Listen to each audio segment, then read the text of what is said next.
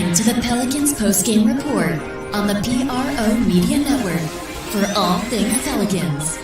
Perfect. Fly Pelican, fly Pelican, fly Pelican. And I tell them that birds of a feather flock together. Fly down, I'm a Pelican forever. Pelican forever. Ain't gon' lie, I feel flyer than I ever been. We stay ballin', this New Orleans, I'm a Pelican. It's going down in the nest, wild, wild west. Come in town and you best show us some respect. 3-point threat, I better make it rain. If it's up, then don't jump stupid like your ankle sprain. Always said, never hate the player, hate the game. Jumper where the dame late, bunch of train. Post game, Big Q, talking about business. Bird gang, YouTube, they ain't flocking with us. Lock up the division mission, get into the finals. Finish competition, then it's going win the title. I know this flyer than you can get. Such a threat that the refs just might call a tag. You could double, you could press, but you can't check. Right, left, slide by you like a Eurostep. Fly Pelican, fly Pelican, fly Pelican. And I tell them that birds of a feather flock together. Fly down, I'm a Pelican forever. Pelican forever. And never, and never, and never, and never, and never, and never say birds of a feather flock together. Yeah, fly down, I'm a Pelican forever. Pelican forever. All right.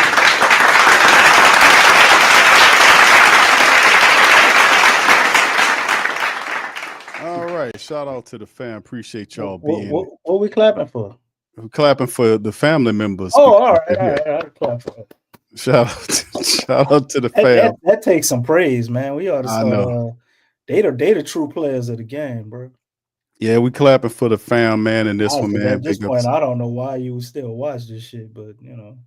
Well, you people here. We down hearts, DC, so that's why a lot of the family members pay attention to the Pelicans because they don't ultimately this will eventually turn around. So anyway, in this one, fam, thank y'all for joining us for this episode of Pelican Post. They're gonna eventually turn around. What we gonna do the back of their jersey? Somehow, some way, this is going to turn around. It's going to turn around next somehow, season? Somewhere. All right. So big ups to you guys. Appreciate y'all for being in the building on this one. Much love to all you guys. Thank you, Michael, for the super chat. Front office finessing the family fan base. Thank you, brother. Appreciate it. Thank you. Fuck too kind. Thank you, brother. Appreciate you, Michael. Much love. Big ups to all y'all, man. As you notice, I got my Reebok shirt on, bro. You know. Okay, what's the purpose? Pelican shirt or nothing tonight. Well, wearing a Pelicans hat, though, aren't you? We like a Walmart team, Q. You know they got Reebok and Walmart now, bro. Yeah, I know, I understand that, but I'm saying you're wearing a Pelicans hat tonight, aren't you? Well, yeah, I mean, you know, what's it, you know. All right, so what's the purpose of pinpointing the Reebok shirt if you're wearing a Pelicans hat? I'm just asking. We a cheap team, bro. We like a Walmart team, bro. Okay, we are officially very much the bottom of the league, bro. Toronto, when the last time they won a game? BQ, you know? When was Toronto the last time they won a game? Yeah, when the last time they won a game? Tonight. Tonight. Okay, before that, tonight. What they with? I gotta look it up, brother. 3 games ago, prior to that, they beat the Timberwolves. They was on a 2-game winning streak. They beat the Pacers 130. 130-19. They beat the T-Wolves by 5, 110-105. Then they lost to the Cavs. They got destroyed by the Cavs. They had a close loss against the Pistons, 102-100, and they beat the Pelicans 119-93. Okay, so did they beat anybody else? They're 3-2 over the last 5 games. They beat them people by 30 points. Who these? Who are you talking about? Toronto. I mean, 21 points. Who else did they beat by 30 points? Well, they beat the Pacers 130-119. And then they beat the T-Wolves by 5, 110-105. So, I mean, these teams are battling. The team is fighting. They're just not very good. They got their 5th win tonight, stopping a 2-game losing streak. But the point is, the Toronto Raptors aren't the issue. It's the Pelicans. Even and Antonio Daniels was pinpointing this during the broadcast, man, is that the Pelicans defense sucks. The Willie Green stand up there, he's supposed to be able to coach defense, and the defense sucks. They give up too much. They turn the ball over too much. In the West? I'm gonna let you talk about it, DC. Let me give All World Trucker a shout out. Thank you for the super chat, brother. It's you don't know why I'm wearing the Reebok hats. The Reebok shirts. I'll just let you know. Well, DC just we officially we bottom of the league. Bro. All right, so shout out, thank you, brother. Appreciate you for that. Thank you. Appreciate that. Yeah, here we go. Call me Santa Fran, but I'm the cleanup man. He'll sweep your girlfriend off the feet. The reason I know so much about him is because he fooled up an old girl of mine. Swept her right off her feet and into the jag. She was using his face as a punching bag. All right, big ups to you. Thank you, brother. Michael says, thank you, Michael. The cameraman was like the same person rapping. No, how could he? he filmed the brother twisting. He was dancing with his. That obviously was in his work clothes. That's why he just filmed him from the waist down. They didn't want to capture the plant uniform shirt he was wearing. That's why they had the waist down part. That's when they was handing the camera off. He was handing the camera off to the brother who was dancing. So you really need to go watch the rest of the video. Willie, bro. You really need to watch the rest of the video because it's not done yet. That's just Zion Williamson dancing there. That's why he unable to play tonight. So Michael says, are the Pelicans thinking? Thank you. Fuck too kind. Thank you, bro. Appreciate you. DC, you want to answer this question? Big Q likes to say no, but me myself, I would say it is definitely in the realm of possibilities because the man asks you about what you think. He ain't ask you about what I think, brother. So answer for yourself, brother. Would you like to answer the question? No, you answer the question, but answer the question. I'm doing my DC thing tonight. I'm not letting you make it, bro, with that foolishness tonight. Okay. Go ahead. Go ahead, DC. Anyway, like I was saying before, I was so rudely interrupted. I cannot take that out of the realm of possibilities with the type of stuff the Pels are doing. Why is Trey Murphy still like just randomly being held out of games? What's going on here? It makes no sense. You know, go ahead. Yeah, go we ahead. just see unintelligent lineups. Daniel Tice played horribly last game, and you know somehow he just remains in the rotation this game. Alfred Payton had 21 assists, and we took forever. I mean, you would think he would be like the first guy that comes off the bench, right? With 21 assists, we can't get any scoring. And Willie Green, we can't shoot, no threes are dropping, and Willie Green takes 10 minutes to decide that it's a good idea to put Jordan Hawkins in. And what does he do as soon as he gets in the game? He hits three. You know, it's just so many dumb decisions are being made on and off the court. You know, we already went over the fact that we took how many games to sign Alfred Payton, and it was a median shift in energy with him getting here. It almost seems like they may be passively tanking, or they're like kind of in this weird place where, okay, we're here, we want to be able to tank, but we want to kind of give them a chance to turn things around if they can. But if it gets too far, we'll just completely pull the plug. So they're like pre-tanking. They're making preparations to fully tank, because, or maybe they're just that bad as a front office, which is even worse. So, all right, pre-tanking. Okay. If they are just making all these decisions and it's this horrible, it's like, well, damn, without Brandon Ingram and Zion, we pretty much be tanking every year.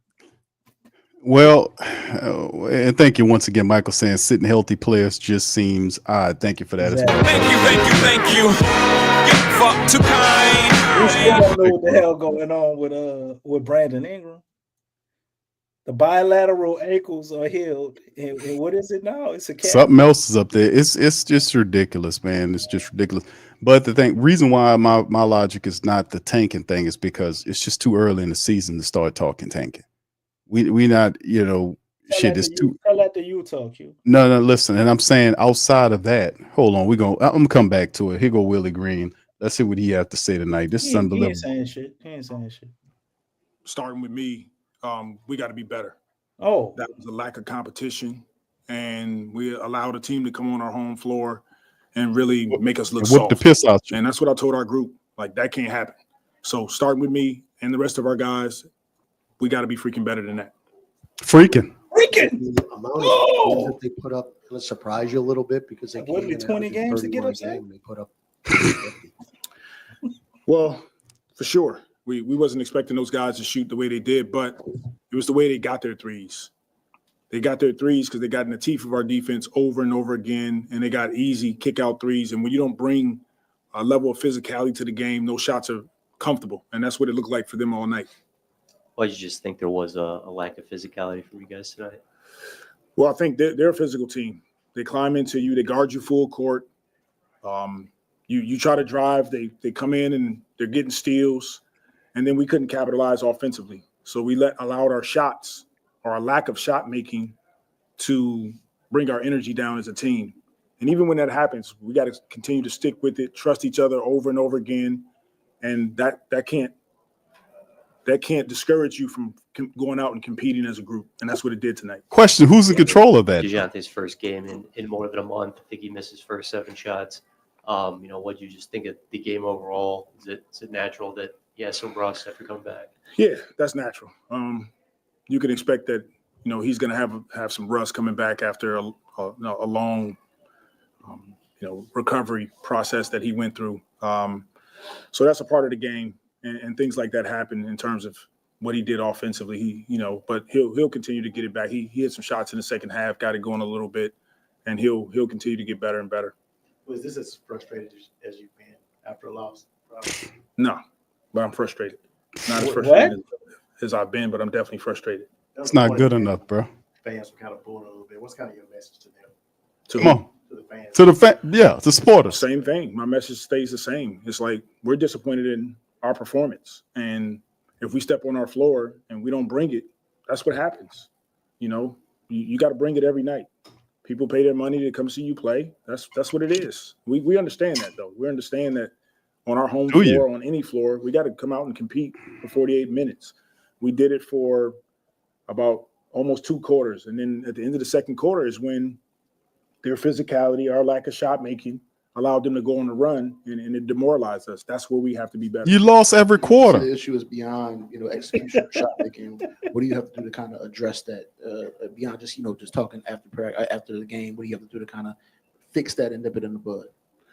Well, number one was addressing it right after the game with honesty. Like, we played soft.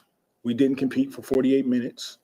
We cannot develop a reputation for being that type of team no matter who steps on the floor for us. Well, you come with this soft verbiage, which is... And then getting on the floor and working at it. Say, Willie, you should have said this in like game 3, You bro. mentioned some of the shot making. He's talking against his own philosophy, man. Tonight, what did you kind of see just not being able to, finish around the basket tonight? It all ties back into their aggressiveness defensively against us and continuing to trust each other when teams do that. No matter what happens, just trust each other. The pass is there, pass it, trust your teammate. They got to make the next best decision. And then the same thing on the defensive end, trust each other. Brandon, Jordan in particular, the last several games, obviously the offense is working through the injury, but their offense has really kind of fallen off. How do you find ways to get easy baskets for this team? It seems like you're working so hard on the offensive end and it's not yielding results. Well, we got to try to capitalize on some of our, stops, and that's where we're having some struggles. We're getting some stops, 5, 6 stops in a row. We're not going down scoring. We're getting steals. We're not attacking fast enough. So we got to pick up our pace. Can you ever talk about the game from an That'll get those offensive guys perspective? easy looks. Other than that, they just got to continue to trust in their work, get on the floor. So you got open shots, take keep it. getting turnovers and run faster. How do you measure now progress when you've had a number of double digits. It's an awesome strategy, right? How do you keep guys motivated? How do you address these? We don't play with energy, so just run harder and the you'll injuries. score. There has to be some mental component. Get out and run. It's not. It's basketball. You step on the floor, squeeze, bring it every night, and let the chips fall where they may. Like, step on the floor, let's compete. Our teams have done that even through double-digit losses, even being shorthanded, and that's what we expect out of each other. Step on the floor, 48 minutes, let's bring it. So what do you addressed it in the locker room. How do you address it on the practice court now? How do players hold themselves accountable? Or did anybody besides you address the team and step up and address the effort or lack thereof tonight?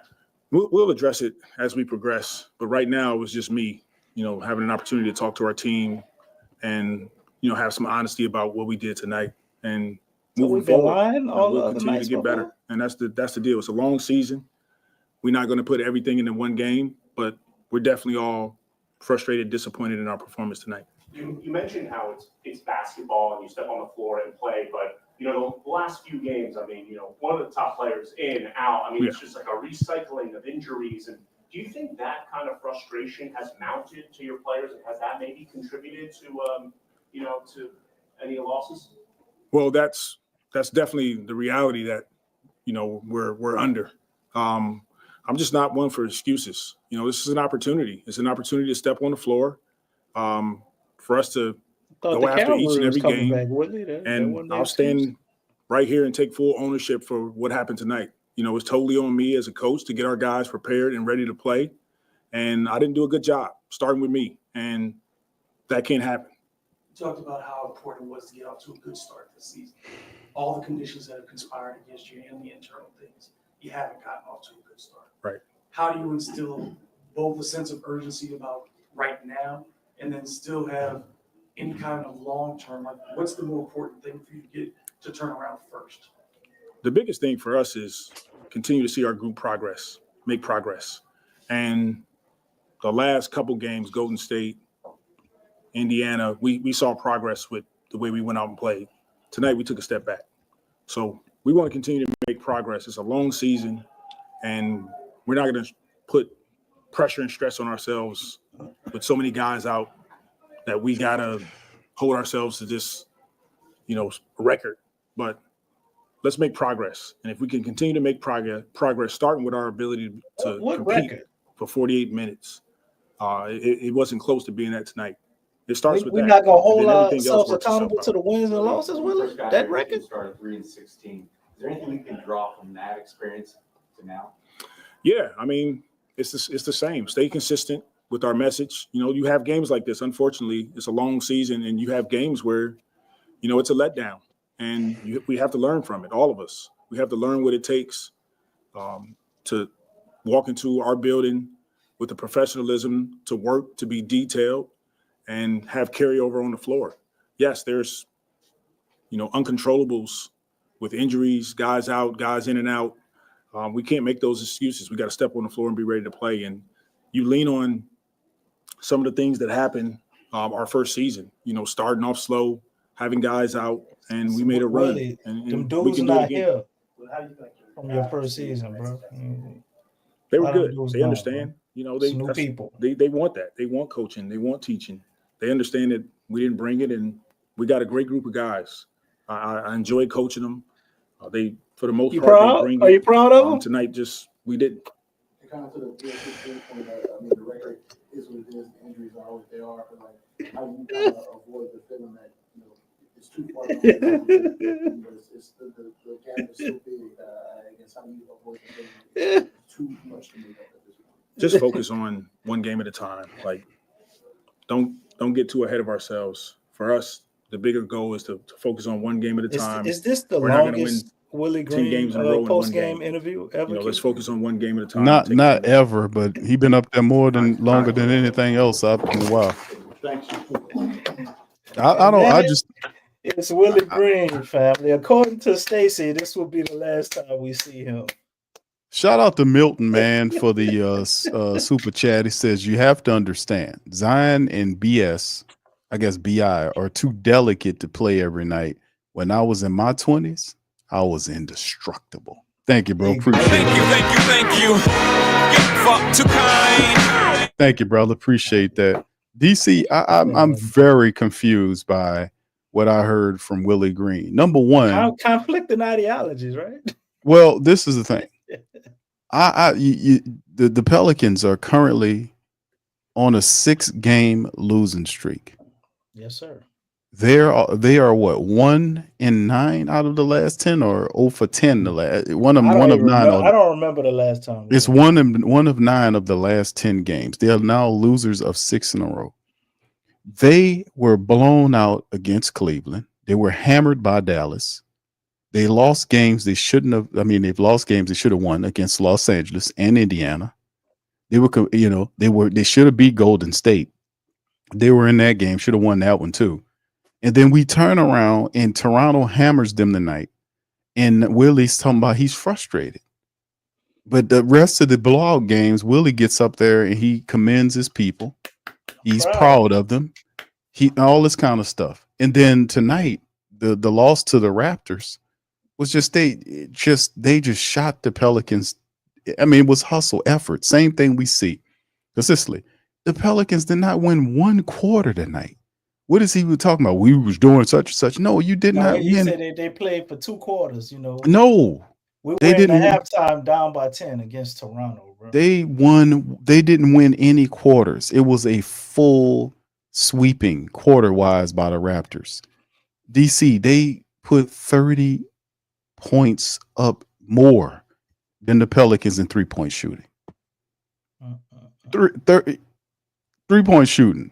Whether it was Battle or the other brother, we'll pronounce his name in a little bit, but the crazy part about it is even Antonio Daniels talked about Willie's sticking point is supposed to be his defense. These guys are not playing. They're not. They still having the same issues that we talk about every broadcast. Like guys not running.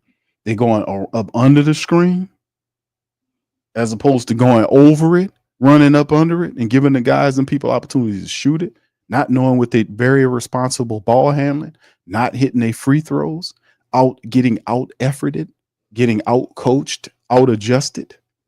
Every game is the same thing from Willie Green's squad, and he's upset. Horrible philosophies too, Q. Do you realize? I know you're gonna get into the team stats. That Toronto shot 50 3-point attempts, bro. 50. Yes. And they hit it at a 40% clip. 52, DC. 50. They shot 52 attempts. Bro, I'm looking at the shot breakdown. If you want to pull up the shot breakdown on the I got it here. Look. The play-by-play area where you can see the little bubbles, bro. No, I'm saying the 3-point shooting, the attempts Yeah, that's what I'm talking about. It shows you where they took the shots at, right? Yeah. Go ahead, and bro. These people, they went in there. They took 2. I'll give them, let's say maybe 4 mid-range shots all game. We took about 11 mid-range shots, and we ain't make none of them. I just don't. They took 2. It's crazy. Bro. They didn't make their 2 either. But they got layups and 3-pointers, man. They were the pretty much prototypical modern day NBA team, and we went out there and we played with force, I guess. He didn't mention that tonight. He didn't talk about force. He didn't talk about joy. He said he was mad. He was frustrated, or whatever the case. No plan, bro. We weren't getting quality looks, and when we did get quality looks, couldn't knock them down. Everything looked just disjointed. Everything was difficult. As always, and DC. you can see the clear advantage that Toronto had with strategy and coaching. DC, Toronto we were severely lacking. The Toronto Raptors, and that's the coach they have, is DC's the big crap. Scotty Barnes. NBA player in the whole world. DC's the big crap. This is big crap. The big crap guy beat the crap out of Willie Green tonight, literally. DC, did you know? Matter of fact, Willie Green should have got up there and said, "If you don't show up to play, don't show up for the game." He ain't good like that. He ain't got a sense of humor. We forfeit. because they basically quit. They basically they quit after halftime, man. They quit, like he said, they quit. And towards the end of the second quarter, bro, it was just all downhill, and it looked the same for the rest of the game. I couldn't even finish watching the game. Me and Big Q had a production meeting while the game was still going on. Yeah, for real. We didn't even see the end of the game. No, well, I seen it, but it was nothing to see. I was saying they lost by 30 because I ain't even see the end of the score, and I still wasn't far off, Q. But DC, Pelican unfun fact tonight that the Raptors coming into this game did not win a road game at all. That's what it was. I was saying they were 0-10 on the road. They're 0-10. Now they 1-10 now. They hadn't won a road game all season long, and they whipped the Pelicans. Hold on, DC. Let me give a few shout outs to you. Just hold your comment right there. My bad. We got Dinola 60 says it's time for the small ball Willie and David Griffin to be fired. I feel this team's starting to quit on him. Thank you, brother. Thank you. Fuck too kind. I got one problem with my man Dinola said. Your comment was perfect, bro, but just take the starting part and take the starting two and just put quitting. Oh, make it past tense is what you're saying. Make it past tense. Quitting, yeah. They've already started. They're actively continuing the quitting. They're quitting, and now we're in a full out pre-tank, according to DC verbiage. We pre-tanking, dog. Okay, pre-tanking. Jacob, shout out to you, bro. Thank you for that, man. Appreciate Thank you. Shout out to Jacob. Thank you, bro. Appreciate you for that, man. Brother Thomas says Willie has went on at least a 10-game losing streak every year since becoming a coach. That's another unfun fact. That's a fun fact, bro. That's an unfun fact. We need to dig into that, Q. Did he have one last year? That was his greatest year as a Pelicans coach, 49 wins. Thomas said he did. I'm going to have to look it up now. I'm not certain. I wouldn't be surprised. I remember we had like a 6. I remember the 6. It was like a 6-game losing streak. I don't remember from it. I don't know. I'm going to have to look that up. But thank you, Thomas. Appreciate you, brother. Thank you. Fuck too kind. Yeah, man. Bro. Appreciate you, man. All right. And Brother Thomas also has another one. He says, I hear BI might not play again until he gets new representation. Haven't heard that, but that's interesting. It's funny, man. You fire your agent and your ankles and your calf and all that just go to tripping on you. It's funny how that works. You got an outright mess when you start firing your agencies in basically the start of a couple of months into a new NBA season. We haven't even turned the corner yet. We just getting into December. You won't really start turning the corner until we get late December, hitting January, that's when they started seeking in. But yeah, this is very crazy what's going on with the Pelicans, to say the least, with both stars, starting with Zion, and then the very next day you have Brandon Ingram cutting loose of his stuff. So like I've said in the previous broadcast, DC, you don't put your agency in the street unless you got an idea you're going to go with somebody else. So, and many times, he dating them right now. Then, like, why? They announced. They trying to figure it out. That's out the details. Ironing out the details, ironing out whatever they got to do, and when they announce it, they'll announce it. So we'll learn what's going on. But thank you for that time. Appreciate you. Yeah, man. Shout out to y'all. Thank y'all, brothers. Great point to point that out too. Yeah, Damian says DC, the Raptors finally got their first win on the road. Yeah, we just covered that, bro. I didn't even see your commentary, but yeah, I was looking at that myself. I was like, Pelican, unfun fact. Hey, fellas, this team is losing to teams they should beat. It's obvious a change is needed. Absolutely. Thank you for that, bro. Appreciate all y'all. Shout out to Slim, Stacy, everybody. Where's Lex is in the chat? What's that, Lex? Yo, DC, did the Pels win tonight? Yeah, we won tonight. Lex, we moved one step the closer Pelicans made to getting Willie Green fired. You should be excited. Stephanie, shout out to Stephanie. Shout out to Kevin. I hear you, Kevin, bro. We're gonna open up the broadcast for Friday, my friend. Tonight, I know it feels like a Friday because of obvious the holidays and whatnot. But Friday we're gonna open up the broadcast for people to chime in. What's up, Jay Black? Shout out to you. But yeah, that Friday will be the day we do it. Milton, big ups to everybody. Christopher, shout out to you. We're all the way from Austin, Texas. Big ups. Jerome, I see you, fam. Much Tech Blitz. Big ups to everybody, man. Thank y'all. Yeah, DC, this is appalling, man. I gotta call it, man. This is appalling, man. This is appalling. It's appalling. We've had what is it? 15 losses. We're 4-15 or 4-14. I can't remember. What's our record? Yeah, what is our record? 4-15. It's on the screen. Out of the 15 losses, right? If there is such a thing as a good loss, which I do believe there are, how many of those you think have been like bad or atrocious losses? Hold on. Hold that thought, DC. He go to John T. Murray. Let's hear from him, brother. Here we go. Awful. I feel great, man. Obviously, first game, going up and down the NBA live game. It was great to, just be around practice starting off and, obviously come out in the game. And obviously it was awful, from a whole, but, me as an individual, my body start, trying to figure it out as the game was going. So that's a good sign. Yeah, there's just been so many bodies out for you guys. How does this team get on track offensively and get towards where you want to be? I mean, see, that's the thing right there. We talk about offense, but it's competing, from me on down, everybody, the coaches, execution, starting to practice to the games, us going out there that got to compete. We got to compete. We got embarrassed. They was able to do whatever they want. Us players, starting with myself, we didn't execute nothing. We just got embarrassed. That's really it. And it came down to competing. And we have to have a different approach, starting with the game plans and practice, then execute them in the games. We can't really sit here and be like, oh, this guy's in, this guy's out. I know Willie's got it hard far as the starting lineups. I think it's like been 15 or something. But at the end of the day, that shouldn't be an excuse for us players to, have an identity of competing each and every night. Exactly. What was Willie's message like after the game, and how was it kind of perceived?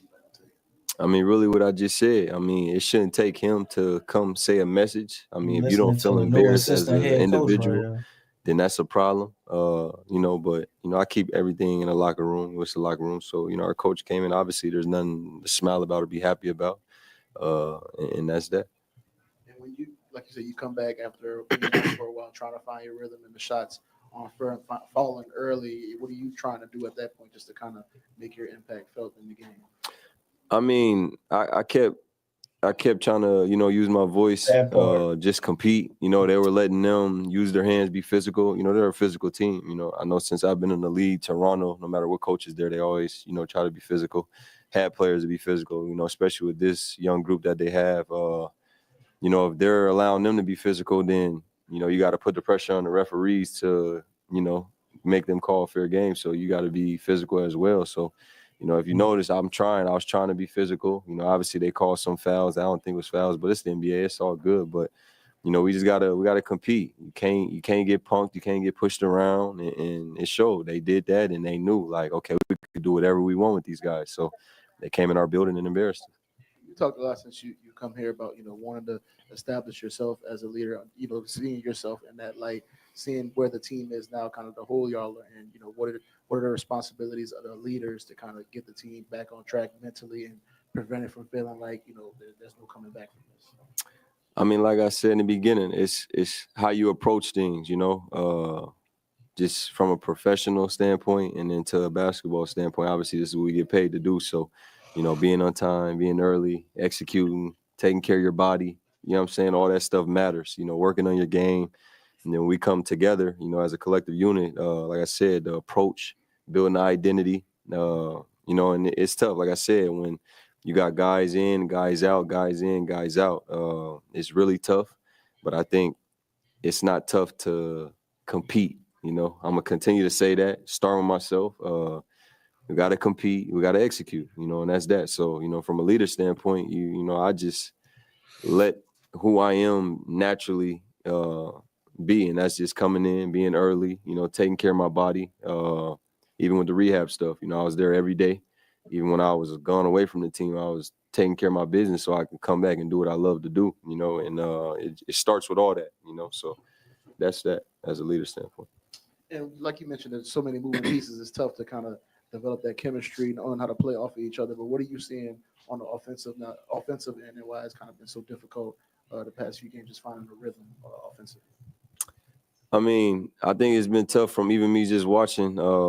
Like I said, identity. We got to have an identity of who we are, who we want to be. And I think, like I said, this team have potential to be a really good defensive team. I mean, they've been that, you know, in the past. So, you know, I feel like we still have the potential to be that with the guys we got. And I think that just had to be your mentality, man. You got to come in and, you know, want to guard, you know, as an individual, the little stuff when it comes to team defense. And then offensively, like playing together, you know, have that identity. Where you're going to get your shots, these spots, understanding the offense. Like, it's just a lot that goes into it, you know, but there's no excuses. We pros, we get paid to do this, so you got to do this or you're going to get embarrassed like you did tonight. Does this feel like a night where you have to draw a line in the sand when you lose to a team that had not won on the road this year, that also has been struggling? Some big boy questions tonight, huh? Folks leave the arena. I love it. You know, like, does this feel like for everybody, this is where you look guys in the eye? Because I think, you know, from a distance, it could look like DeJounte's up here smiling. Mm-hmm. But I can see that there's an intensity behind it. Like, you're smiling because you don't want to, you know, how do you draw that line as a professional? Because you've been in winning situations.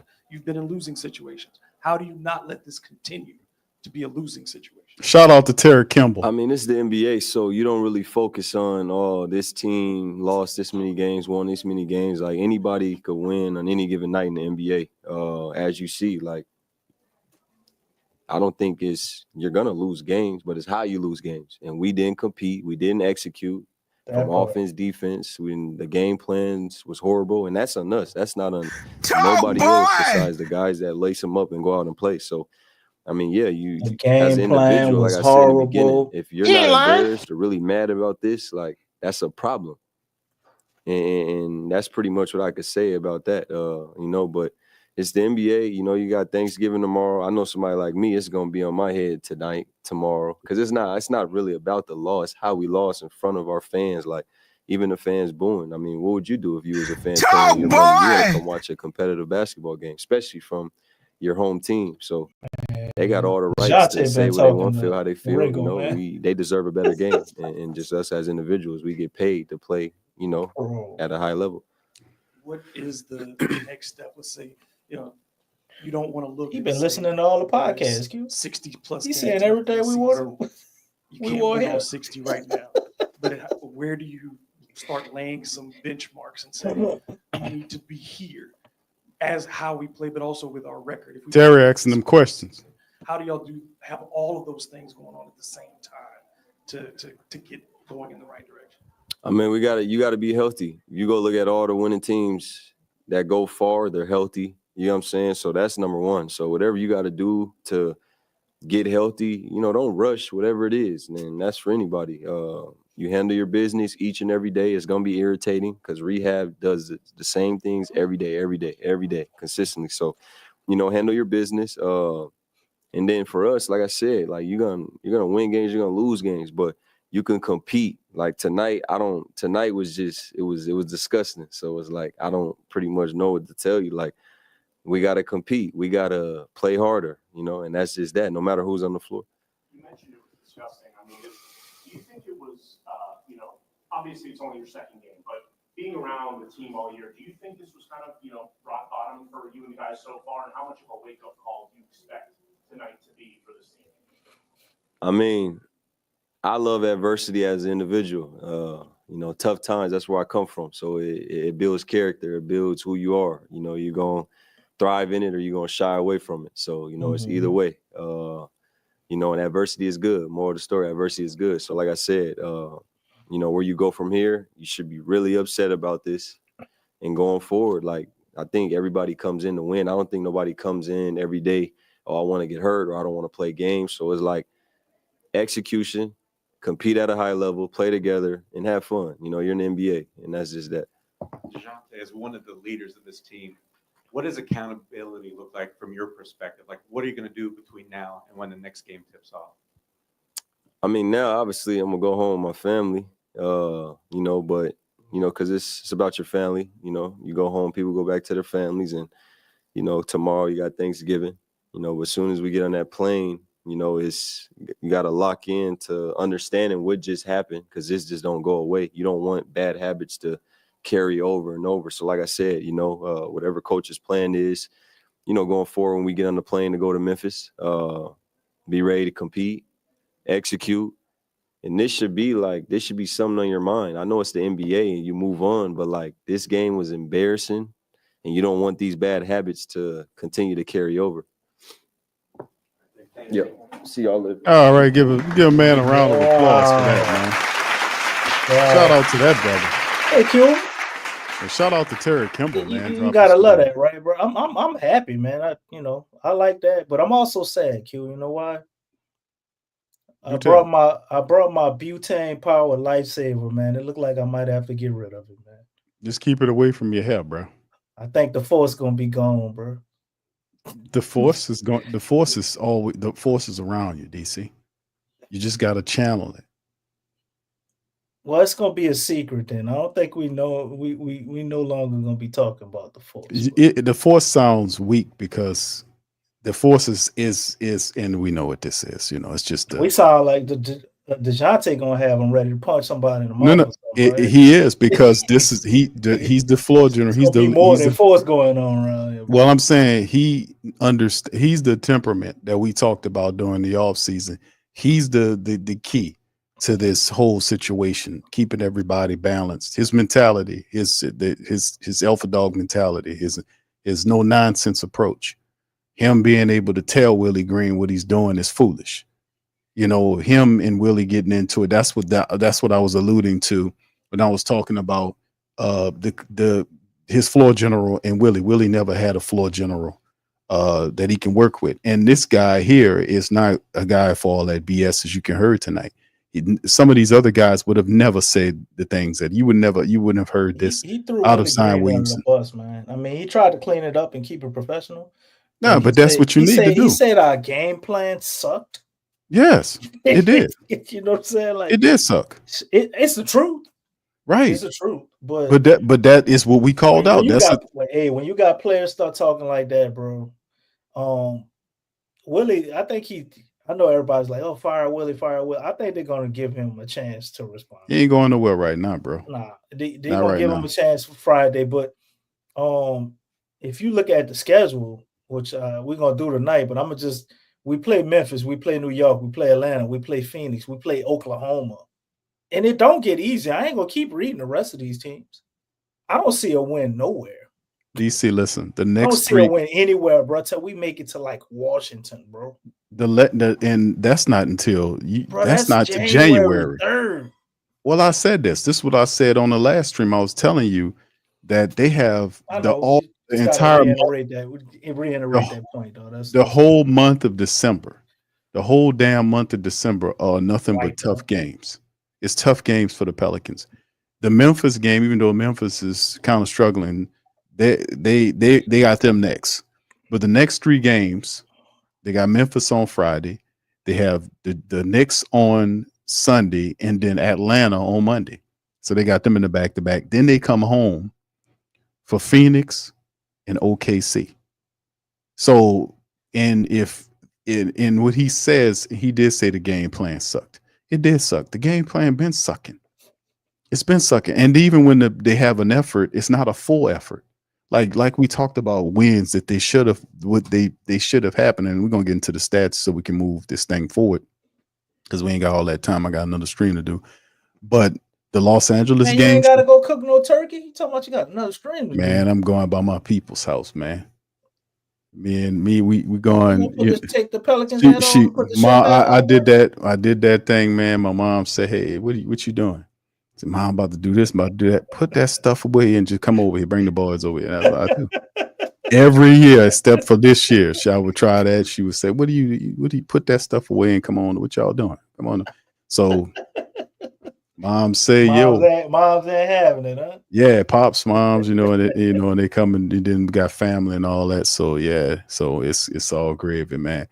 But Yeah, DC absolutely right. The Pelicans, man, listen, the Los Angeles game was a win.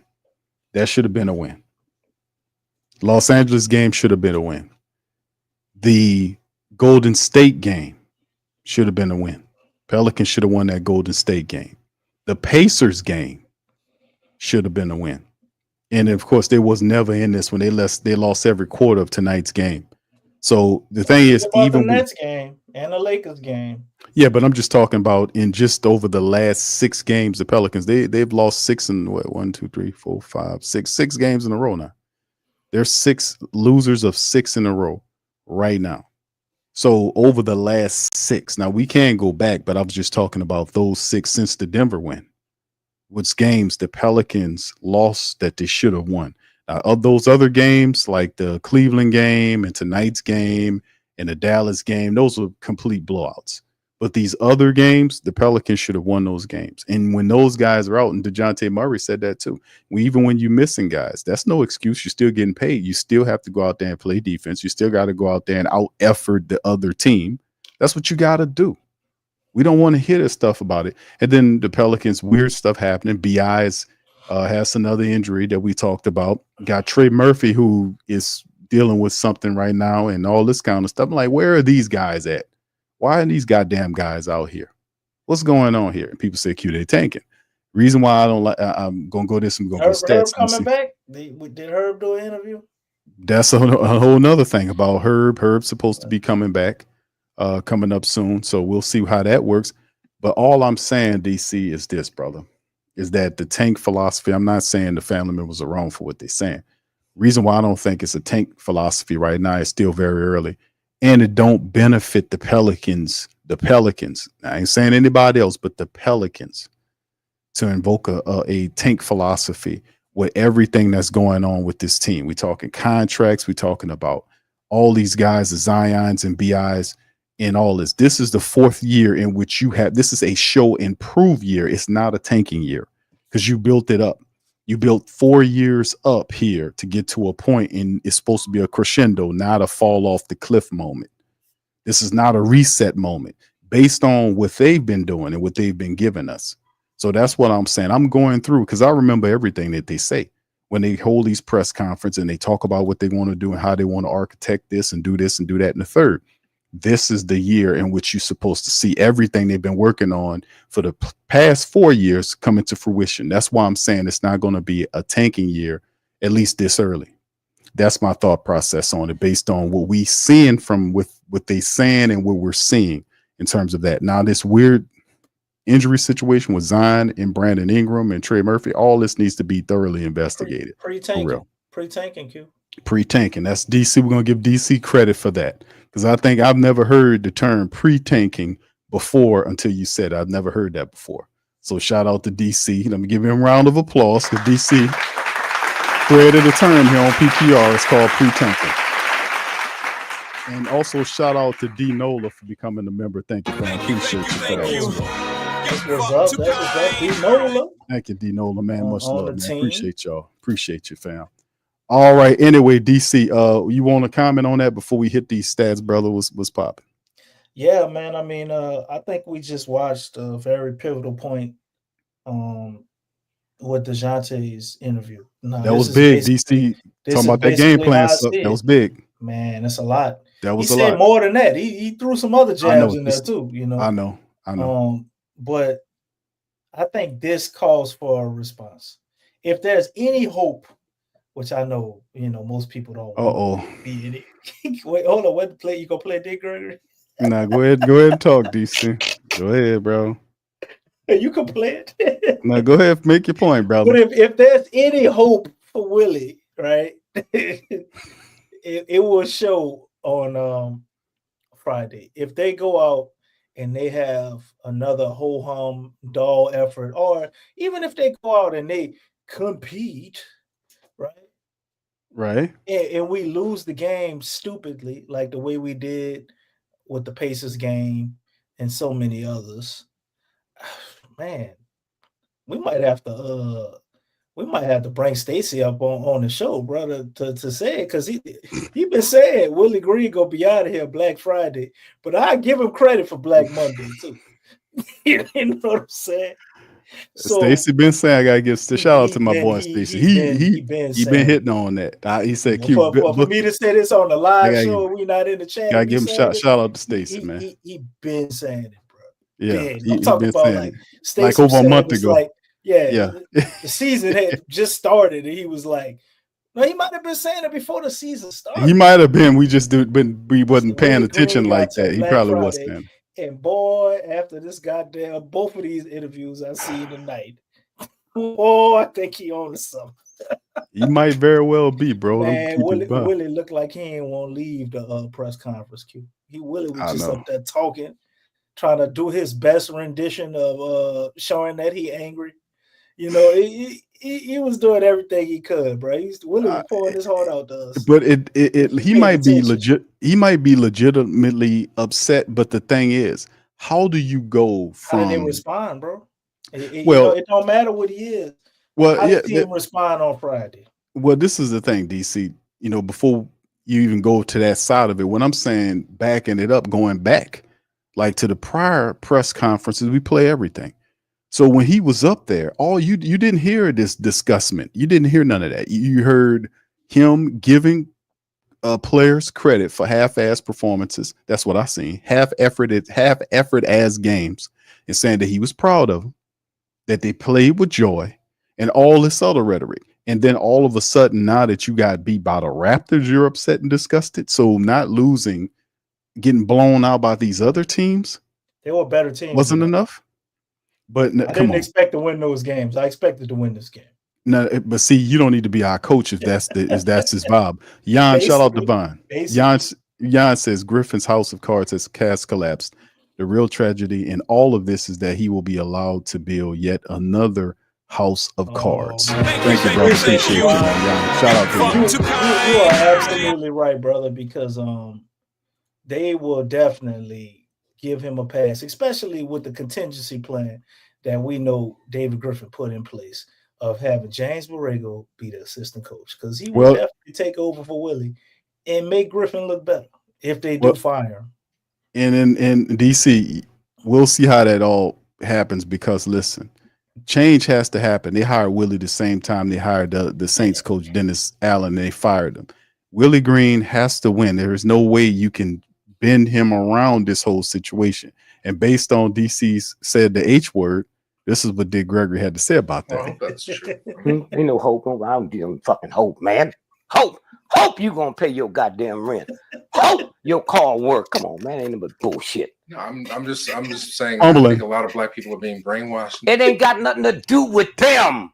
Okay. And here, if you say I'd like to go to Paris this year, but I can't afford, you just told 75 trillion cells to see to you don't get to Paris. Huh?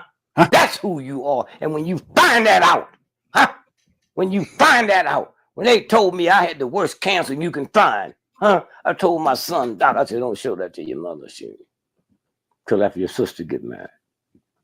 So I gave her the report. How could they do this? I said, bitch, you better get out of here. You think I'm leaving this pussy here for your high school sweetheart? You out your mind. I ain't going nowhere. I know I'm not going nowhere. If you hope don't work. You never heard no rich, powerful motherfucker say hope I'll win the war, but a fool. The real folks know they're gonna win the war before they start, except they don't count in the universe. Universe. All right, thank you, brother Greg. What was the question again? All right. Oh my goodness! Shout out R.I.P. to brother Dick Gregory, man. You gotta love it, man. Yeah, that brother be too.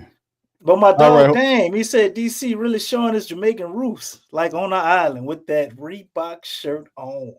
Yeah, but he got the Pelican hat on, though. That's the whole damn thing. Well, that's the point. I got the Pelican hat on. There's no point, DC. It's no point. Yes, it is. To show you that the Pelicans are a Walmart team, because Reebok is in Walmart. Like I stated early in the show. You know, you got to represent, man. This is a $5 franchise right now, bro. Our stock is in the dumps. Damn. Speaking of the Pelicans could be moved to Seattle, bro, if they keep going this route. I don't think it's on kind of NBC. a one-off, like a bad I'm night, just saying. or is it maybe to some extent symptomatic of just this difficult stretch that you've been going through for several weeks? I mean, this is my second game back, so I think got nothing to do with it. For us, it's guys have been in and out of the lineup. There's been a lot of changes, consistently hard to establish rhythms and rotation. So I think that plays a factor. But this was just a bad game that we can't have, and we got a chance to move forward and be better on this road trip.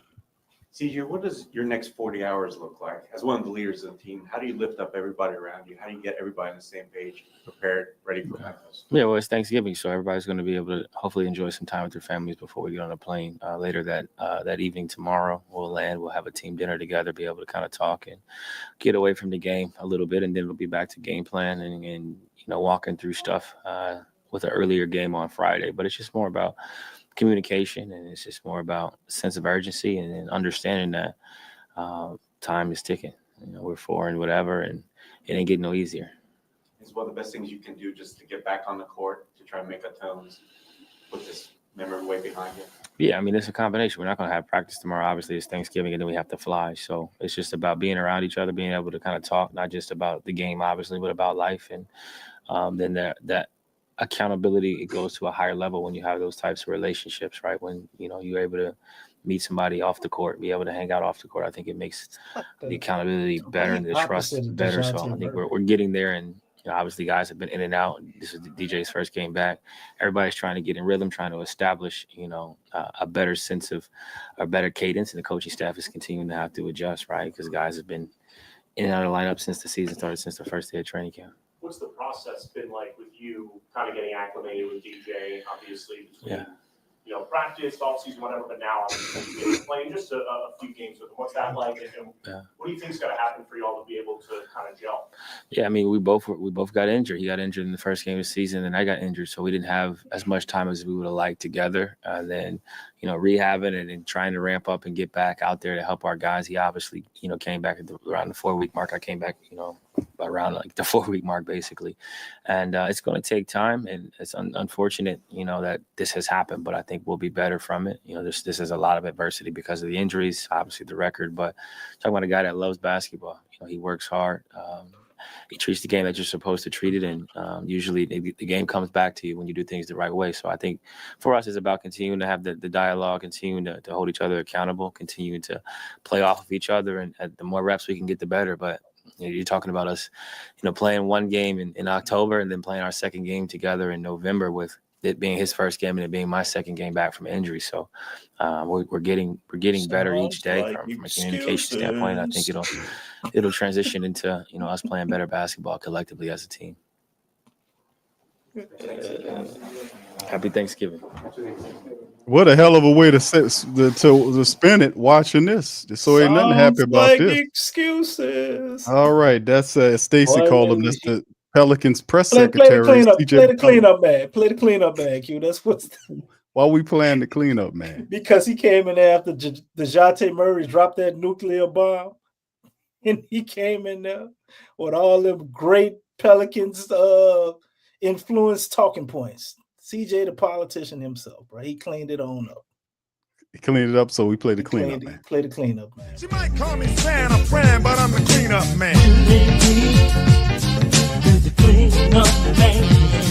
He'll sweep your girlfriend off her feet.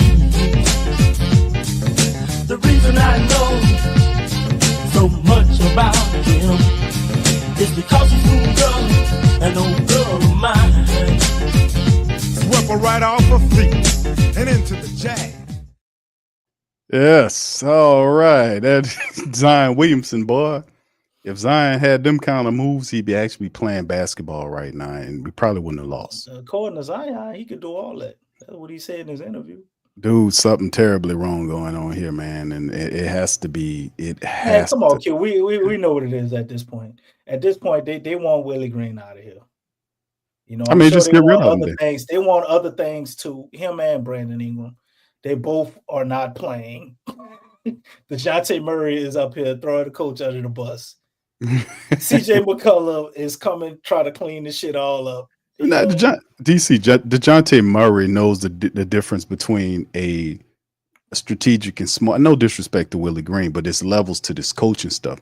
Willie Green can't even hang his hat on the defense. I mean, he can't. Been coached by Popovich, bro. That's what I'm saying. And Quinn Snyder. But I'm saying, and Nate McMillan, if we want a close example of what Willie Green could or at least should be, right? Listen, all I can say is that at the end of the day, he can tell the difference. To Willie Green, bro. That's why. That's how he going. That's what kind of verbiage. The game plan suck. He will challenge Willie Green. That's what I was saying during the season. When you bring in him, he gonna challenge the dude. He knows the guy is flawed as a head coach, and you got it. Guys got to challenge him. That's what I'm saying. A lot of the pressure is not just heaped on him from above the organization because he's the fall guy. He's the patsy. You know, like when me and you was talking about the JFK thing, the patsy. He's the patsy. He's the guy that's supposed to take the fall for everything if the Pelicans fail. He's the guy that takes the fall. He's their Oswald. So, I mean, at the end of the day, man, it's just after Willie Green, ain't no more Oswalds, though. So no, it's the octopus. He done bought as much time as he can because he's been in for 6 years. Willie Green, by letting it fall on Willie Green, he'll buy himself and find another coach and buy himself another 2 or 3 years. Now, that depends on if Gail's watching, because I know the president of the Pelicans is not watching. That Lauscher dude is an idiot. He don't know nothing about football or basketball. He get him some good commercials. He don't know nothing about. The commercials look good. You know, they're trying to sell the hell out them jerseys. Well, that's the problem. That look nice. The problem is this team is built on the premise of making money. And I've been exposing these people and saying that, listen, you can make money. Hey, I'm a capitalist, all right? I want everybody to get paid and take care of themselves and their family. I want people who are impoverished to gain the knowledge that they need and not be limited by poverty or having less money so they can be able to take care of their family and build generational wealth for themselves and their people coming ahead, the children, everybody. I'm for all of that, but I'm not for what they're doing, which is selling the Pelicans and the potential of the Pelicans as opposed to what the team represents today. Meaning you don't have to sell winning because it sells itself. You got to sell hard and you got to sell hope and you got to sell BS because your team is not winning because you're failing. And that's what I'm against. And some people can't tell the difference between some of them. They'll just say it's the injuries. That's a very, very crazy thing for a lot of people have to understand. That's why DeJounte Murray clipped that, because DeJounte Murray said that. DeJounte Murray said injuries or not, or many lineups or not, you still have to perform. So anyway, you said hope. I like the way you said that, Big Q. Thank you, Lex, and welcome on in. Lex is in the building. Shout out to Lex, at least Queen 5 Lex. seconds of Dick Gregory. You said hope. That word. No. I'm not saying we use. I'm saying in terms of them. You know what they're doing. You know, but yeah, we not gonna play Brother Gregory. That's a bad word, Q. I'm just saying, DC. That's what they're trying to sell. You're gonna cause some people to relapse, man. And potentiality. Word, and then you say it again. You can't sell. You can't sell potentiality. Listen, right? You can't sell potentiality here. Not after 4+ odd years. That's what you do when you're trying to sell stocks. You selling potentiality. No, but you as stocks also are governed based upon their track record. So if you go back and watch the history of the stock and see how it's fared. If you're trying to buy them early before they take off. Well, this is not that stock because this ain't new. It's sold on potential. This is where not. It could go. This ain't new stock, DC. This ain't new stock. This ain't new stock. We know what a DeJounte Murray could do. We know what a Brandon Ingram could do. We know to a lesser degree what a Jordan Hawkins and some of these other guys can do. We know that. But we don't know if Willie Green can pull it all together. And the thing I was saying during the years, we know that, was DeJounte Murray. It's DeJounte Murray. He's the key to it all. They don't have a hope without DeJounte Murray.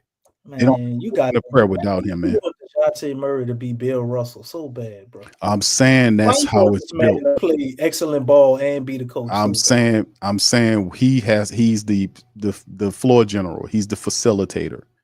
He would be called upon to do. Last big attempt to support Willie Green.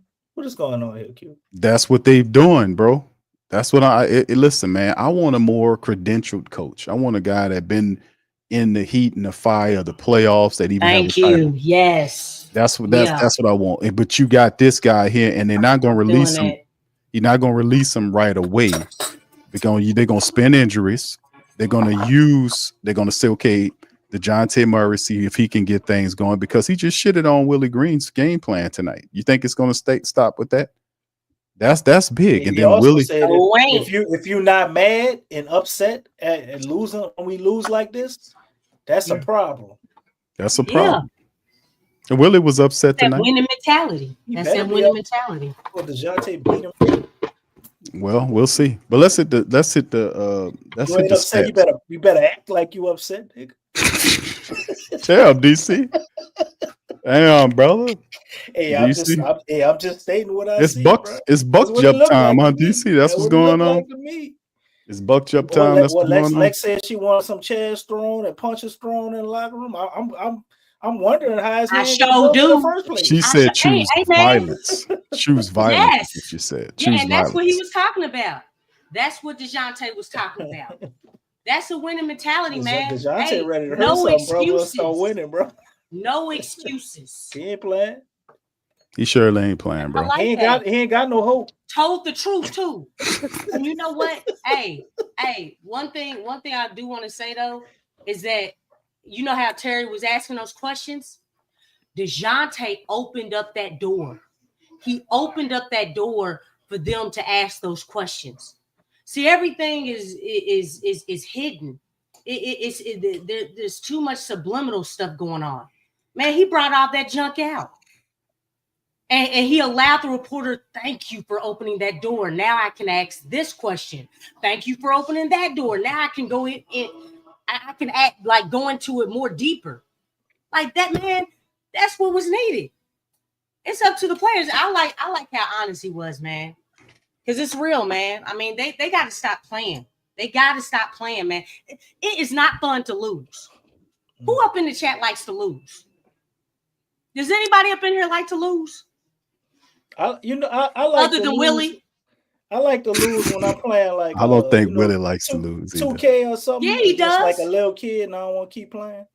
You know, I'll go ahead and lose so I get off the sticks. No, if I lose, I'm gonna keep playing till I win. That's what I do. They're gonna keep wanting to play you again. Yeah, because I figure out what I got done wrong. I figure out what I did. The little kid. So if the little kid, I keep winning. I like to lose. No, we don't like to lose, Lex. But make your point. I'm gonna jump on the stats because we want to hear from you with your thought process. I'm just thought. saying. Let me leave. That's what everybody in that locker room needs to embrace. Get so pissed off that you hate losing. Do something about it. You know what I'm saying? Like, and that's how he's talking. Like, you gotta feel a certain kind of way. Y'all got a huge losing streak. It's starting to look like Detroit from last season. Okay? That's the reality of the situation. Like, y'all should be so pissed off up in that locker room that y'all go out on that court and y'all do something about it. Stop complaining. Stop talking about injuries and go out there and play. You got to compete. He even mentioned bad habits. He mentioned that everything that we've been talking about on these streams. Man, DeJounte, man, the first game back and he was talking about it. He was spitting facts. And we've been saying it. Yeah. It's like you have to be pissed off. This can't sit well with your spirit. It can't sit well with you. As a competitor, none of this stuff should be sitting well with anybody. And I felt that, man. That's what we've been talking about this whole time. Whoever's out there on that court, I don't care if you can call them G Leaguers, you can call them third stringers, but those guys are professionals. They getting paid. That's what he said, right? Yep. They all getting getting paid. Damn skipping. Bust your butt, come out there with the right energy and give yourself a chance. And guess what he said? He said the how. It's not just losing, it's the how you're losing. It's how you're losing. That's embarrassing. He kept saying that word, embarrassing, embarrassing, embarrassing. Mm-hmm. At some point in time, you have to get tired of getting embarrassed out there. And that's what's going on. Like these guys, a lot of these guys, even Willie Green, you're that mild-mannered and playing it cool when you're losing games, something's wrong with that. Something is truly wrong with that. And I'm glad he pointed that stuff out because, man, right now, these guys are not competing. You all, does everybody feel like the team is giving their all? Because I don't feel like they're giving their all. And at least if they are giving their all, they giving their all, which is mediocre for Willie Green. And what is Willie Green? Willie Green is either mediocre or worse than that. And I'm being nice, saying mediocre.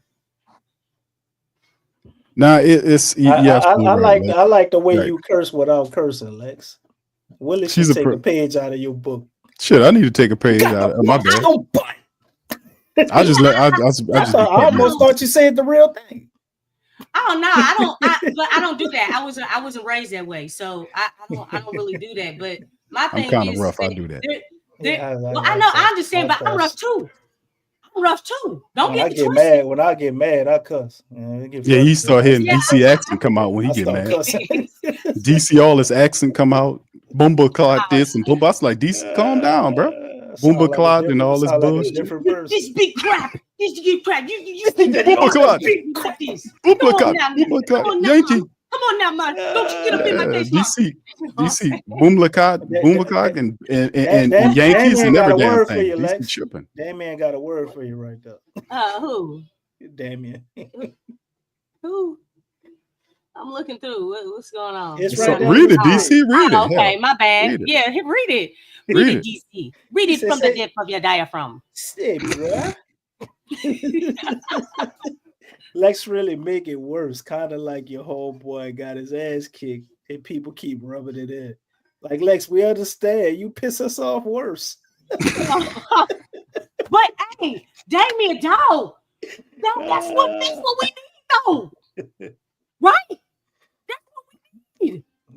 Be so pissed off that you hate losing and you go out there and you win.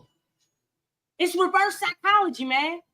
I ain't trying to make it worse, but you should be so pissed off, man. You on a losing streak, man. Let's go out here and get this win. Be that determined to get the win. Yeah, and that's all I'm saying. I'm not trying to make it worse. I'm just trying to, hey, man, use those emotions, do some reverse psychology, and be so upset that, hey, man, we are not losing tonight. We ain't losing. Right. Because it's one game at a time. And that's all I'm saying. Thank you there, Lex. Let's the word in the gym is freaking. That's what Marley said. We gotta make it better. My favorite is chicken. Freaking. Put that up there. I don't know, Marley putting freaking up in the gym. My favorite Lex word. Man, you can't. DC. My favorite Lex word is chicken. No, chicken. You know what? I said that to my mama, and she looked at me. She had that stern look, and she was like, "I am not a chicken." Even Lex mama get mad when she thinks she about to lose the argument. Man, you gotta get angry. That's where it come from, Alex. It come from mama. Hey, I used to be allergic to it, man. It almost killed me. But I'm still here, thank the Lord.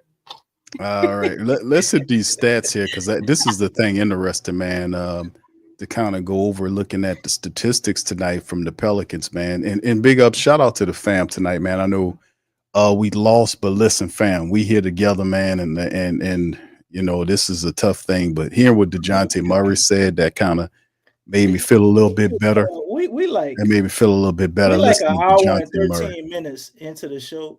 Do we really need the stats, bro? Yes. Tonight, man. No, we got because the stats. Yeah, but the stats. The stats. We know what happened. DC. They quit. Boomaclot. They boomaclots. Okay, all right, man. Am I saying that right, DC? The only stat you need to show is the score at the end of the third quarter. DC. Am I saying that right? Boomaclot. I don't know. You tell me, brother. This dude's so fake, man. You say it right when you're cooking your curry. You know how to say it, then. Bro, you make roadie and all that stuff, dog. What you talking about? I don't even know what the hell that is, Q. DC such. You ain't know what a spiked pineapples, which is rum punch. You ain't know what that was, huh? I ain't know what that is either. Okay, DC. Not a drink. It's fake. He's a faker. DC. Okay, DC. All right. Anyway, let me go over the stats because I'm not going to cover all. I'm just going to give. It helps out to understand why we lost. We ain't just up here venting. We got to drop some facts and some stats to go along with it, brother. Okay. I mean, it's a few other things here. The team missed a lot of shots. It's a few things. We give them the stats and the facts. That's what from the field, player. DC, please. Can I read my stats to go along with our facts? They were 21 for 52 from the 3-man. Yeah. See? Man. See? Yeah, the math wasn't mathing. See? DQ wants to read these stats to make himself feel good that we don't need. But go on. I mean, you know what? Stats and facts, DC. The Pelicans are very inconsistent. It's okay if you be inconsistent on Big Q. We got to stay. Hey, just because our 4-15 ass team is inconsistent, don't mean we have to be. You know what? We have to stay on that consistent. You got to stay consistent. I'm gonna call it right now. It's practice. It's probably gonna be 4-20 soon. You know what I'm saying? All right. But just because the Pelicans are inconsistent, don't mean we have to be. We're going to be the model. I know we a higher standard, man. Right. That's right. Go ahead and get your practice on. All right, boomer clock. At a high level. Chicken legs. All right, so big ups to y'all, man. Here we go. All right, 36 of 93 by the Pelicans tonight, fam, for almost 39%. The Raptors were 47 of 95 for 49.5%. So they were shooting at a 50% clip from the field. They were 21 of 50. These people shot 52 attempts from downtown tonight versus the Pelicans 35 attempts. But they hit 21 of 52 for 40.4%. The Pelicans hit 11 of 35 for 31.4. 21 makes by 3-pointers by the Raptors versus 11 by the Pelicans. Free throws, 4 of 12 Raptors for 33%. The Pelicans went to the foul line 16 times. They were 10 of 16 for 62.5. 53 to 47 rebound advantage Raptors. The Raptors, they had almost 40 assists on the Pelicans tonight and circulating the ball, 38 to 24. Steals were the Pelicans 12 to 11. It was 4 all with the blocks. Pelicans turned the ball over 17 times and conceded 28 points off of 17 turnovers. The Raptors, 16 turnovers, 13 points conceded off their turnovers. So like I said, the stats help. It's like the seasoning the Zatarans for some of our food. It just helped put things in perspective. 18 to 13 fast break. The points in the paint battle was 50-50. And of course, the largest lead these people had was 34. Pelicans at one point were up by 6. Pelicans did not win a quarter tonight. It was just horrible. And then, of course, you cycle to the individual statistics to see who did what and why for our team. And you'll see the top scorer was 19 points from CJ McCollum in 30 minutes. He was 7 of 20 from the field, 4 of 11 from downtown. 14 points from DeJounte Murray in his first game back in 25 minutes. He was 5 of 17, 2 of 6 from downtown. A couple of rebounds, 4 rebounds, 2 assists, 2 steals for him. And then, of course, you had 14 off the bench by Jeremiah Robinson-Earl. He had a double-double in 33 minutes. Jeremiah had 14 points, 10 rebounds to help him out. 11 from Yeebs. Yeebs in 28 minutes had 11 points, 5 rebounds, 2 blocks, and a steal for Yeebs. 10 off the bench from Elfrid Payton in 27 minutes. Elfrid, 5 of 11 from the field. He finished with 10 points, 5 rebounds, 4 assists, and 2 steals. We got to keep him on this team, man.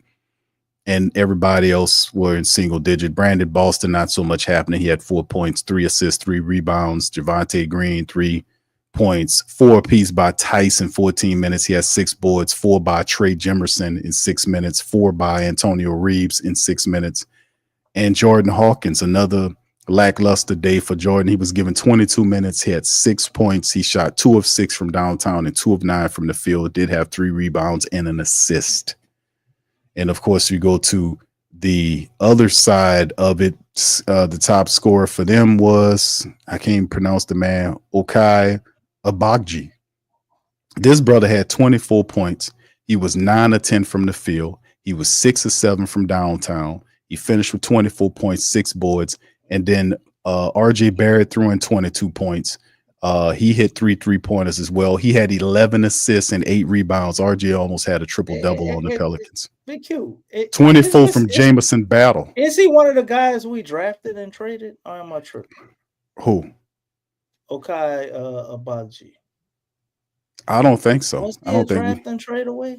I don't think he is. I'm gonna have to look into No, his background. he was drafted by Utah. Utah traded him to Toronto. Yeah, I you think talking it about was them? like- Where did Utah get him? Because Nah, you talking about all those trades. DC, I'm gonna have to look into that, brother, because you never can tell because we were drafting people and I trading remember and his all this name kind for of some stuff. reason. I don't know if he was a guy we were highly touted to draft, or we drafted him. I don't know why I feel like we drafted him and traded away. But Scotty Barnes beat crap. Scotty Barnes finished with beat crap. almost had a triple-double. Scotty Barnes too. He had 17 points, 12 boards, 7 assists.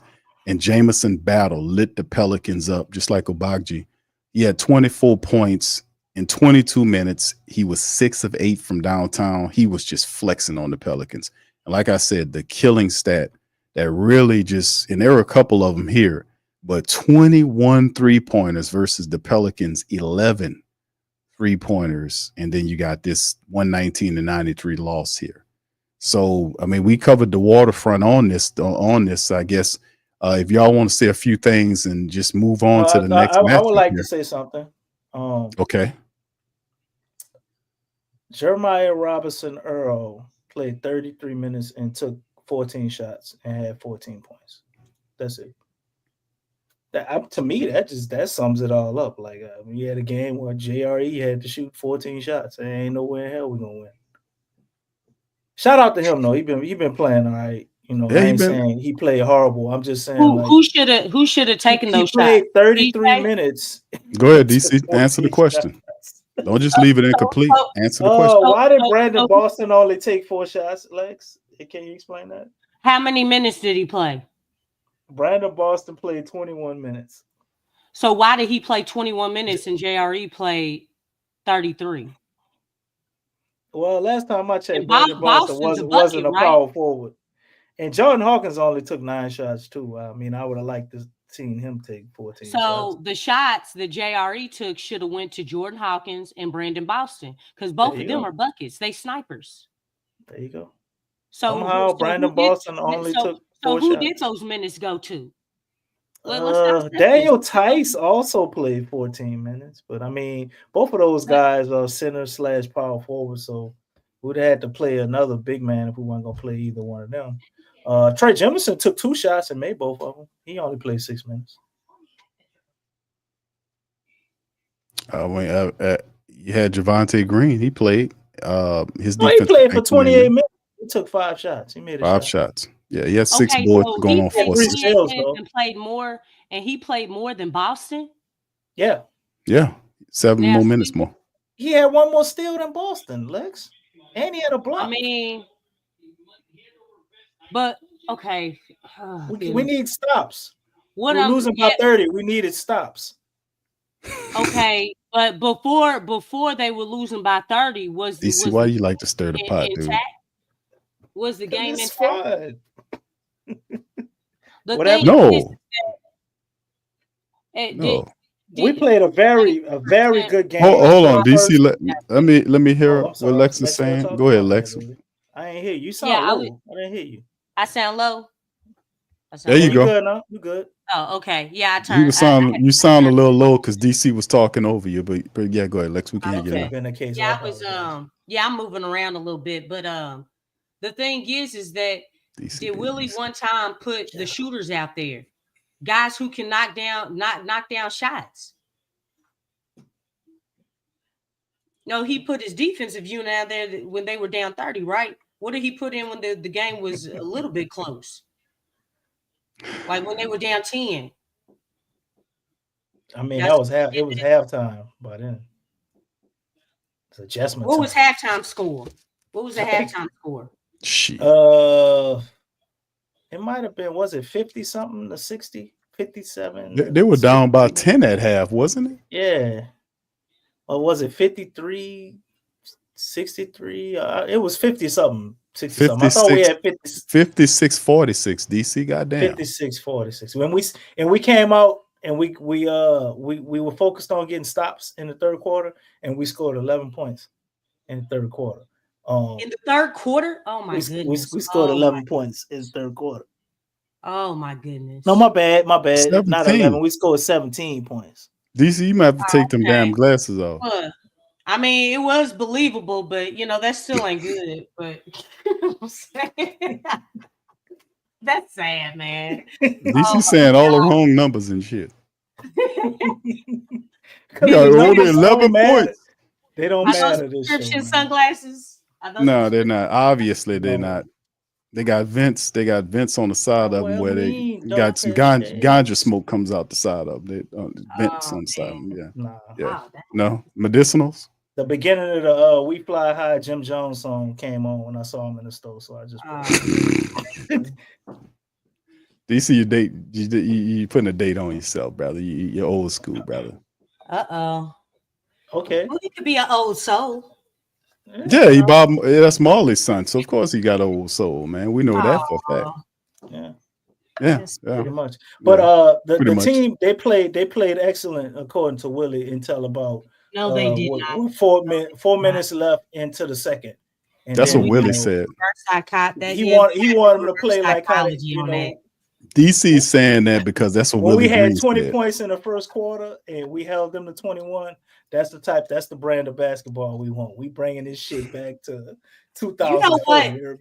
You lost every quarter, bro. What are you talking about? You lost every quarter. Losing by 30 is never going to be a good brand of basketball, man. What's that, Lex?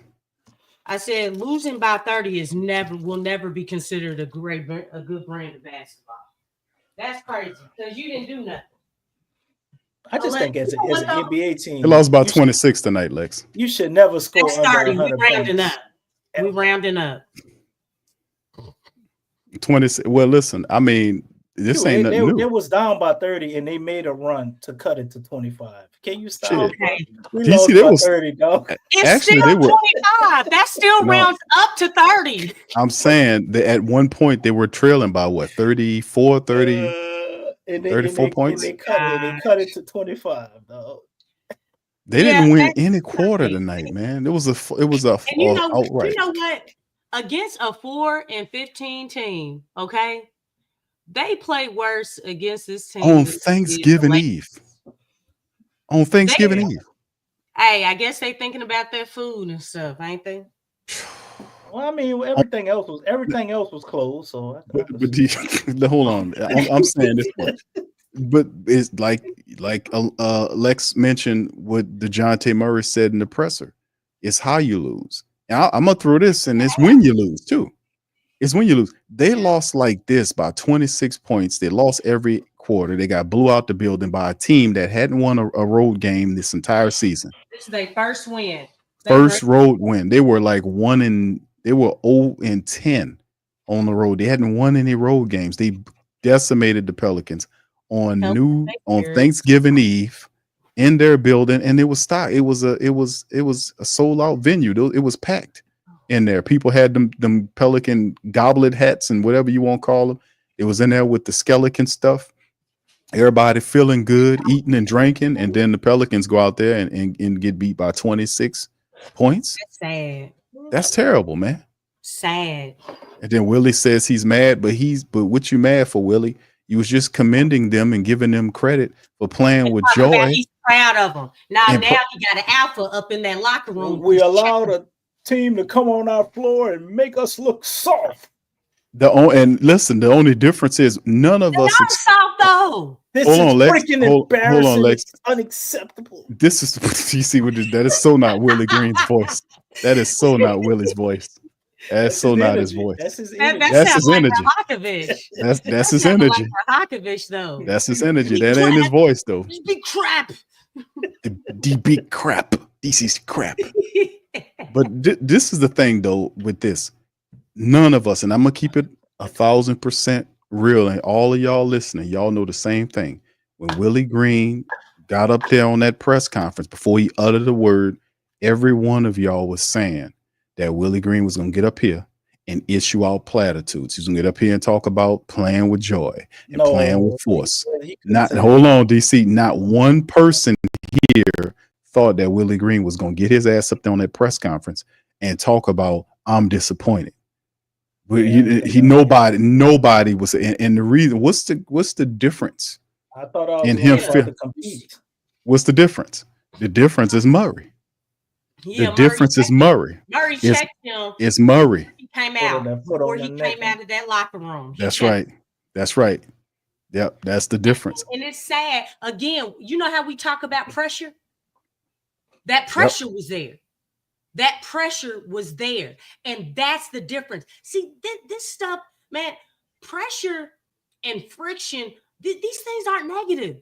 Those are things that when you're a winner, when you're a competitor, those are the things that you need in order to keep guys honest, to keep the coaching staff honest, to keep Octopus honest. That's what's been missing with this organization. That's what's been missing. Nobody has pressure on them. Nobody has pressure. And Murray, he said something to Willie Green, and Willie Green came out with a different tune. And then Murray followed it up. Yeah, hey, man, this was a horrible game plan. I'm glad he said that. Man, talk that talk. I think I know what Murray said. You know what I'm saying? Man. What? He probably cursed him out. Say, but he had this. If you can't draw up a better game plan than this, let James Borrego do it. No, that's all he had to say. Yeah, and there's a tie. So there's definitely a tie from his time with San Antonio. There's a tie there. But this is the thing too. You're absolutely right. They had that conversation because Willie Green we got blown out in previous like the last 6 games the Pelicans have played, like they're on a 6-game losing streak. 3 of those games were absolute. They were blowouts, man. We had blowouts. The Dallas game and all that. We had a good loss against the Pacers, Q. No. Okay. No, see, no. That is a loser mentality. And you know what? No, Lex. That's not loser. That's DC being facetious. That's what he's doing. We played our hearts out against the Warriors. Even listening to Antonio Daniels and Joel, man, listening to them, it's like, you know, they make it sound like they really doing something. Like if you're not watching the game and you're just listening, they're like, oh, we gotta run and hustle. Oh, but we'll get it next time. That's their job, Lex. No, man, no. They're speaking of fanatics, you know, people who love the team, good or die. So you know, even the people that don't call them out, they're speaking of those people too. So it's too much lying, man. Positive for the most part. No, you know, you tell the truth, nothing but the truth. So help you God. You know we got to give them a Bible up there. Look, the fan base has dealt with too much lying. Okay, too much of it. They it's can't like be talking like that with Miss Benson at the game, Lex. They gotta. Well, you know what? Somebody needs to start. Thank you, Big Q. Thank you. Speak those words. Speak those words. Bible, that's a Schofield Bible. Nothing but the truth, so help you God. Big ass Bible. Hey man, they need to start telling the truth, man. Tell them because you can see it. Man, these dudes ain't working hard. They ain't competing. Man, I'm telling you, look at these other teams. They play different, man. They play different. It don't matter who we play, Lex. I mean, this team hadn't won a road game all season. They were 0-10. They hadn't had, but if you sneak out a road win against the Pelicans, that's one thing. But if you hammer the Pelicans all game long, shoot 10 more 3-pointers than they do, and just not only force the Pelicans into turnovers, but extremely capitalize off the turnovers to go along with your 30-something points more from downtown to go. I'm surprised it wasn't a bigger lopsided win than what we've seen. I mean, and then it was no guts. It wasn't any guts in the game. It wasn't no fight in the game. It wasn't any out effort in. It's still low IQ basketball. It's still guys not playing defense correctly. It's still guys not communicating, not hustling. It's still right. It's still the basic things that they're not doing. Don't know how to don't know how to pass the ball, basic passing, don't know how to cut, don't know how to go back door. Nope. You know what I'm saying? Don't know when to do it, Lex. But don't know when to roll. You got Elfrid Payton trying to set people up. These professionals. The roles ain't nothing new though. I mean, no matter where you go, they were doing that shit in college. I mean, you should know, you have the idea of what to do, and know when the player gives you the eye or the move, and you're rolling along with them, and you're trying to get it's just crazy, man. The basics, the very basics you need, man, is not working for the team. But go ahead, Lex, what you thought. I want to move this into the Memphis game because this is the next thing we got for Friday. This is an earlier game. This is a 4:00 game on Friday. That don't matter. It can be midnight. Well, it matters for us because we're gonna be out here early. We're gonna be talking. It's gonna be an early Friday. People, what Stacy was saying. He said, "Who is the guy who does the radio broadcast?" I've listened to him, and he is real. Todd Graffagnini. Yeah. Shout out to Todd Graffagnini. Shout out to Todd. Listen to him, be like he was telling the truth, but man, He always tell the truth. Always tell the truth. Todd Graffagnini is the real deal, man. Antonio Daniels and Joel, they ain't doing that, and you know what? He ain't depressing. No, he energy, man. Yeah. He is energy, but I listened to him when I wasn't able to watch the game. I listened to him the whole game through. I'm like, man, shoot, I like him. He telling the truth. Todd Graffagnini is the truth, man. He's the truth. He don't roll over. He asks the questions, and he's very passionate in his broadcast, man. And you can see he can see that he's a supporter, not only a guy calling the game, but he's a supporter of the team. You can hear it in his broadcast, and you don't sound like these stupid garbage national broadcasters that don't have a stake in it. They can give a rat's ass. Right. Yeah, he is, exactly. Yeah, and Antonio Daniels, to give AD credit, Antonio Daniels has been I think he, to a degree, some of his producers probably telling him, because the little fat guy that sits to his right side, to his right, I think that's his producer right there. And AD he would criticize the officiating because it was a lot of poor, very bad calls, and AD would do that. Then he stopped doing that. I'm thinking he's being told, hey man, you might have to kind of chill on that. But he was talking about it today. Now you can see times when Antonio Daniels would be talking about what's going on, and then he'll kind of go quiet.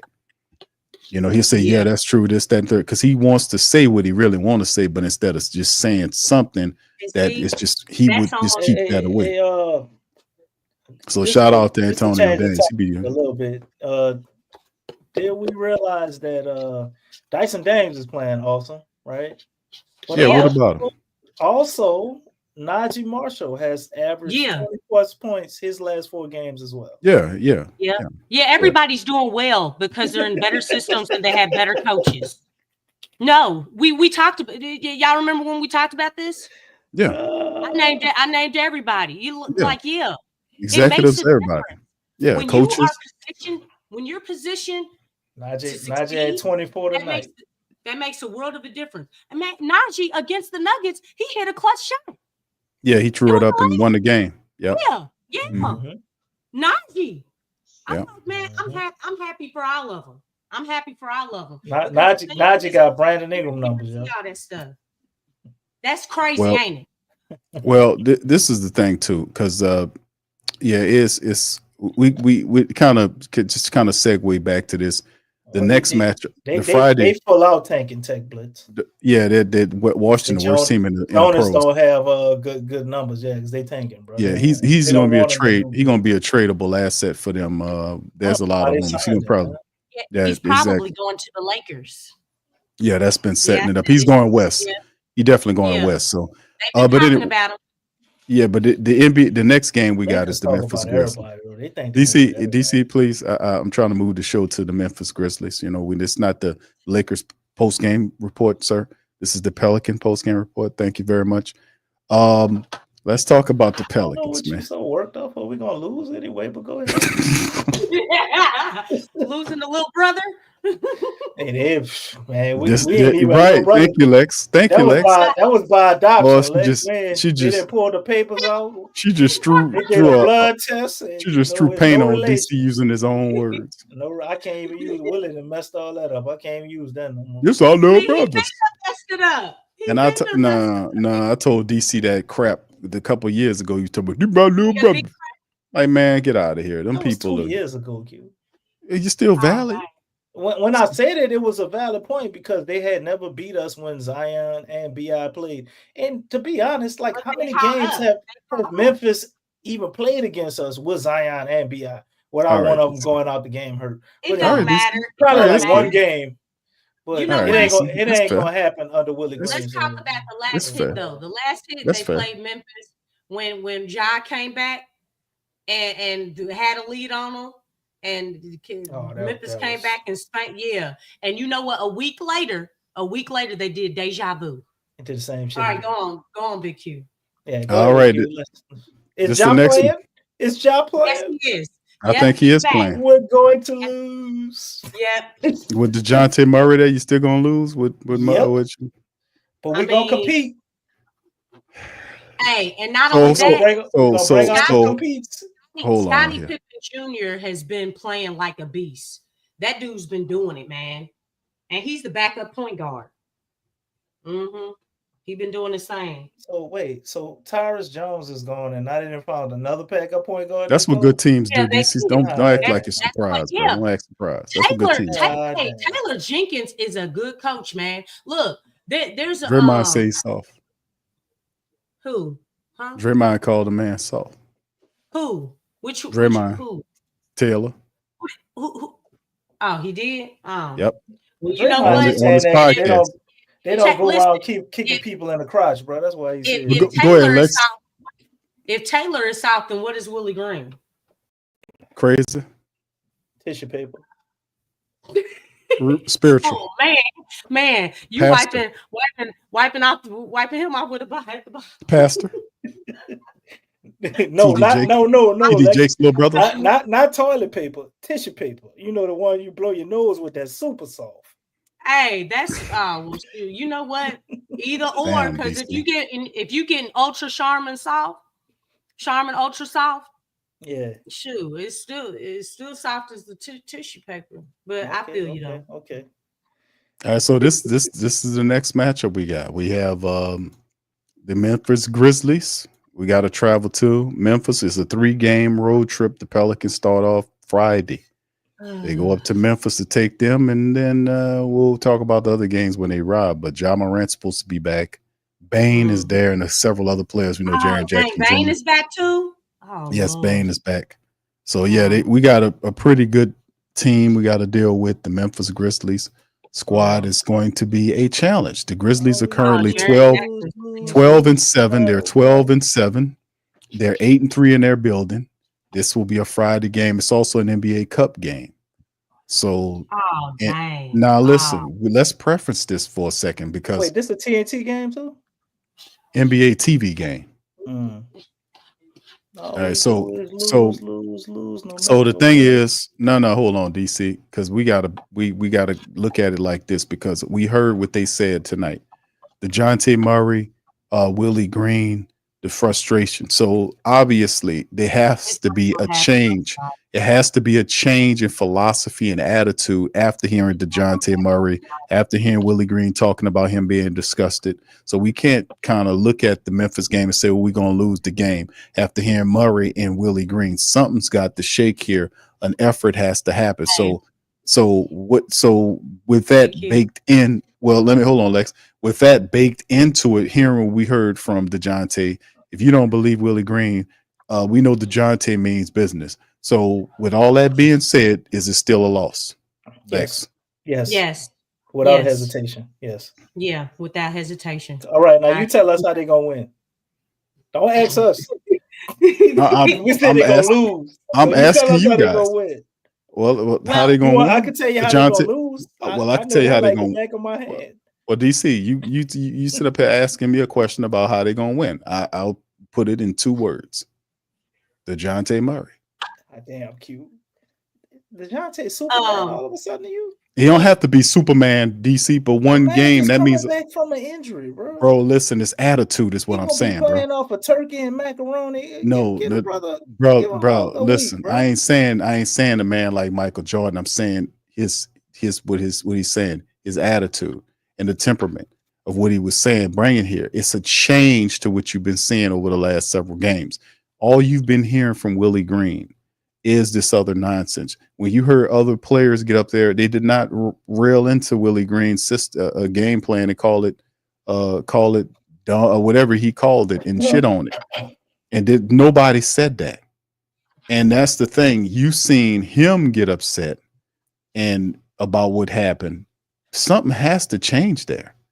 You heard Willie Green said he discussed it, and listen, I'm like, and we don't have nothing on this, but I'm saying I'm pretty sure that something happened in that locker room where between Murray and them, where they got on the same page, because Willie Green, out of all these losses, Willie Green comes out here talking about faith and talking about playing with joy and force and all that. He didn't have that today. And then DeJounte comes out and says what he says.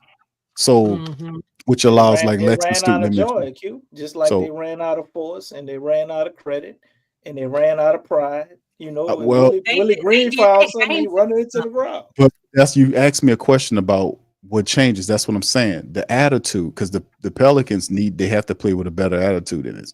And Willie Memphis Green still a coach? He's still a coach, but DC, is listen. Willie Green still calling the players at the end of the game? DC, listen, bro. That's all I'm saying is that Memphis is not an unbeatable team. They're not a juggernaut. The Pelicans can still win this game. Now, the matchup indicator don't agree with me. Y'all guys don't agree with me. Is starting lineup gonna be out? I'm going to bet on Memphis. I'm okay. All right. Well, I'm just saying, man. At the end of the day, I'm saying you asked me how can indicator for gambling purposes. All I'm saying is they're not a juggernaut. They can't lose this game. That's all I'm saying. Well, I mean, the Raptors aren't a juggernaut, right? But they lost by 30 well, at no, home. But that goes to show you, like, a lot of people believe that when they came into the game, they thought that the Pelicans were going to beat the Raptors. A lot of people thought that. I said they were gonna lose. No, a lot of people win. I said they were gonna win. Yeah, DC. That's why I said that statement earlier. But listen, Big Q, I get what you're saying with DeJounte, but the thing is that this is the start. It's not gonna happen in just one game. I got you, Dame, though. This is a process, man. This is a process until they realize, man, it's either DeJounte or Willie. And then that's going to start, that's going to start straightening up things. Before it gets better, it's got to get ugly. I mean, what the hell is it now? It's ugly, but now DeJounte's back on the court.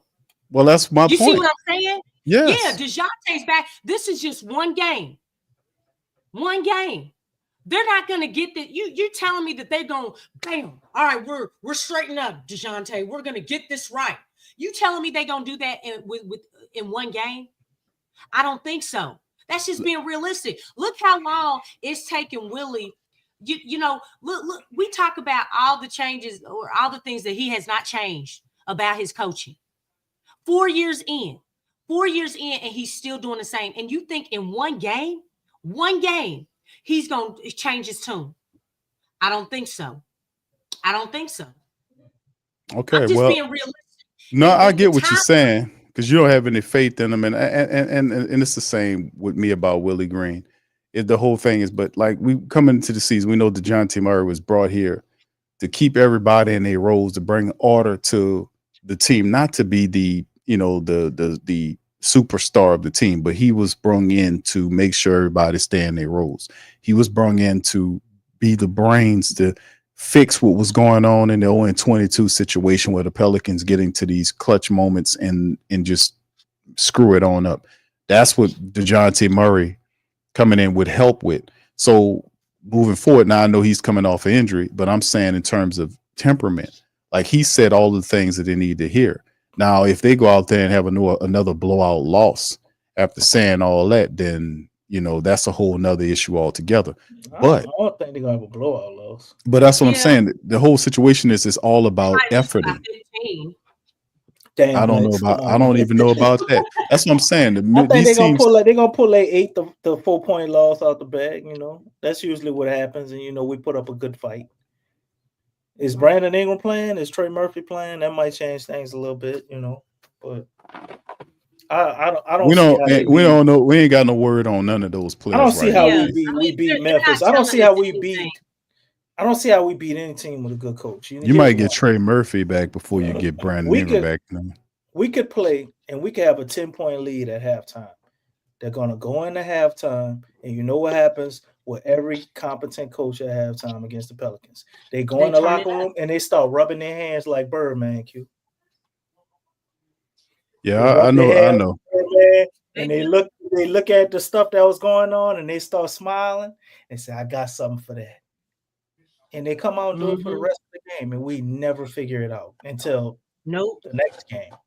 And then sometimes, a good coach will watch what we did, what the other team did to us ways to lose. last game, and they'll do the same thing the next game, and we still not ready for it.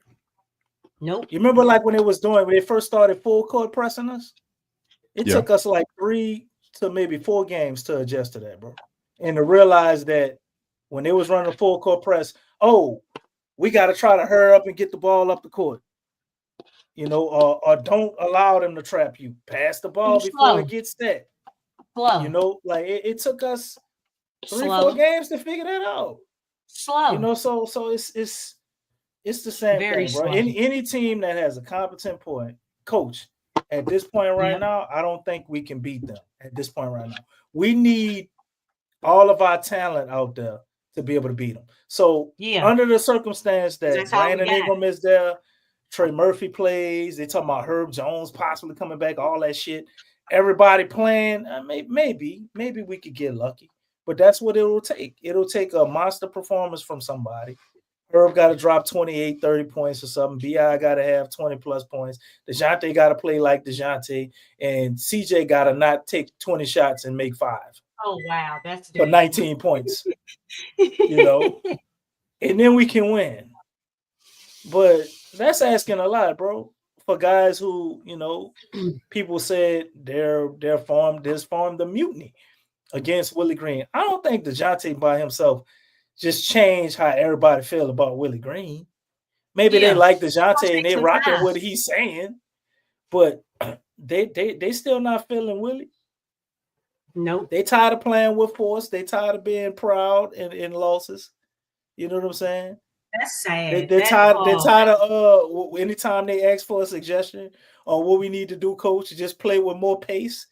All the toothpaste is squeezed out of the bottle. Or one of his favorite is they got to figure it out. Right. Everybody's playing with more pace than them. They use all the pace. And the thing is, it's not consistent. And I want to add this big. They out of toothpaste. That's why this shit stinks. This is very important. Bad habits don't just become good habits overnight. And that's another thing that's a problem with this team. There's a lot of bad habits. We just went over them. They can't pass. They can't stop turning the ball over. They don't know how to. Since Alfred Payton, they kind of fixed the turnovers a little bit. I give them that. Turnovers. Hold on, DC. Let finish. All I'm saying is that there are still bad habits that this team has. And bad habits, it usually takes, I've heard that it takes like 21 days to break a bad habit. 21 days, give or take. You know what I'm saying? If you are really disciplined and focused on breaking that habit, this team has a lot of them. It ain't just one. It ain't just 2. It ain't just 3. It might be closer to 10, maybe more than that. You know what I'm saying? And the thing is that on a consistent basis, this team is not bringing it at a high level. We've seen them bring it at a high level. We can recall games like, for instance, when they played the Lakers, they played with a lot of energy. They played with a lot of energy in that game. But you know what? They had a sorry third quarter. And then look, even when they went down, they were still down in the fourth. They still played with some energy, got the lead, but they ended up losing that lead in that game. The thing is when you're not used to playing at a high level consistently, it really shows, because the thing is they always revert back to, dang, they don't have no energy. Why? Because they're not those winning habits have not been instilled with this team. Those are winning habits. Those are the things that this team needs in order to win. And you have to practice those winning habits all the time. You can't just take a break. Okay, we don't feel like coming out with energy. We don't feel like running the court with conviction. We don't feel like making, unforced turnovers. You know what I'm saying? Or moving the ball. Oh, you know what? Brandon's got the ball, or CJ's got the ball. Let me just stand here and watch. Those are not winning habits. And clearly we know that a game can go by and they still don't have it down. They still don't understand it. At some point in time, we know that this team is going to get stagnant. The ball's going to stop moving. It happens all the time because this team does not consistently play at a high level. They just don't. And that's been a problem for years with the Z at the end. That's been a problem for a long time now. That didn't just happen. And that's why I was saying, like, one game, yeah, Murray has put that pressure on Willie Green, but it's not going to happen in one day. It's not going to happen in one day. There's a lot of changes are going to have to be made in order for this team to get on the right track. Because look how long it's taken. And it's still taking that long to get to that point. All right, Lex. DC, you want to chime in, bro, before we get ready to close out, bro? Nah, Lex got it, man. I spoke my piece. Another L incoming soon, hot off the press. We're going to see him play with a little more fight intensity. Bearing a miracle, Pelicans do not win this game. Memphis has their number and pretty much has always had their number in the Willie Green era. So I don't see anything changing. Why? Because he said we got freaking embarrassed. Like that we gonna add that to the game plan? It ain't so much about him though, bro. I mean, it ain't really about, because I don't think he's upset. We've got 4 wins in spite of Willie Green. We've lost at least 6 or 7 games due to Willie Green. It is about him. No, I'm not saying that. They have enough. I'm speaking in terms of the press conference. Win some of these games, man. I'm saying in terms of the press conference. That's what I'm saying. It wasn't in terms of, because whatever he would have said, it's not enough. In the press conference, but I don't think it shows up Friday, like a day after Thanksgiving. Like I don't know if I see the full weight of what happened in that press conference just show up against Friday against a scrappy, hungry Memphis team who's second in our division at 12-7. So I don't see it at this point, man. I'm not even sure if we can beat San Antonio, let alone Memphis. San Antonio's doing well. Like, we can't beat anybody in our division. The Pelicans are 6 games back of the Spurs. Like 2 or 3 times after this, going down the stretch too. So it's like, bro, like they cooked with Willie. Now the team ain't cooked if they want to win. Matter of fact, what website do you go to look at playoff odds? What is our percentage chance to even make the playoffs? Because it's got to be like 10% or less, bro. It's got to be like in the 10% or less category, man. Don't matter, brother. We plan for hope, faith, and pride. Play the hope speech. We got to get on up out of here with that, man. Listen, Listen, fam, I'd like to thank all y'all for chiming in tonight, man. We I ain't appreciate gonna say shit, but you keep talking about they gonna win. You mean you say all this? Put Dick Gregory up there, man. Well, you know, he is the little brother. They are the little brothers. That's what DC called them. Oh, we are a little bothered every time we play them. We are a little bothered. And 3-level Take scores the and all all out that. of that shit. And 3-level scores and all that type of stuff, right, DC? Man, nobody talking about no 3-level scores tonight. We couldn't score at the 1, the 2, or the 3rd level. Man, get out of here. You know what I'm talking about. Man, I don't. Play Dick Gregory, man. You and all this hope for a goddamn win. You saying it more than I am. You better hope right. you can pay your rent. Yeah, there you go. All right. So anyway, man, shout out to y'all, Willie man. Green don't get fired tomorrow. Appreciate. Hey, Stacey, we still gonna uphold it. Black Friday, you said? You said Black Friday? Yeah. We got hope that it'll be Black Friday. If it ain't Black Friday, it's Black Monday. Man, look, hope. The hell with a goddamn hope. You tell the 7 million Pelicans fans that Willie Green is getting fired Friday. So we can have him out of here. Hold on, DC. Shout out to y'all, man. Y'all have a fantastic Thanksgiving holiday, man. Y'all be safe out there traveling, man. Y'all enjoy your families. Y'all be safe out there. Don't eat too much. And listen, man, just regardless of the loss, man, there's still a lot of basketball left to be played. We will return Friday to recap the Pelicans Grizzlies matchup, as well as we get ready to roll them on up out of this. Whatever you do, do and not I do want to rewatch point the this out. Pelicans game from tonight. Do not rewatch that.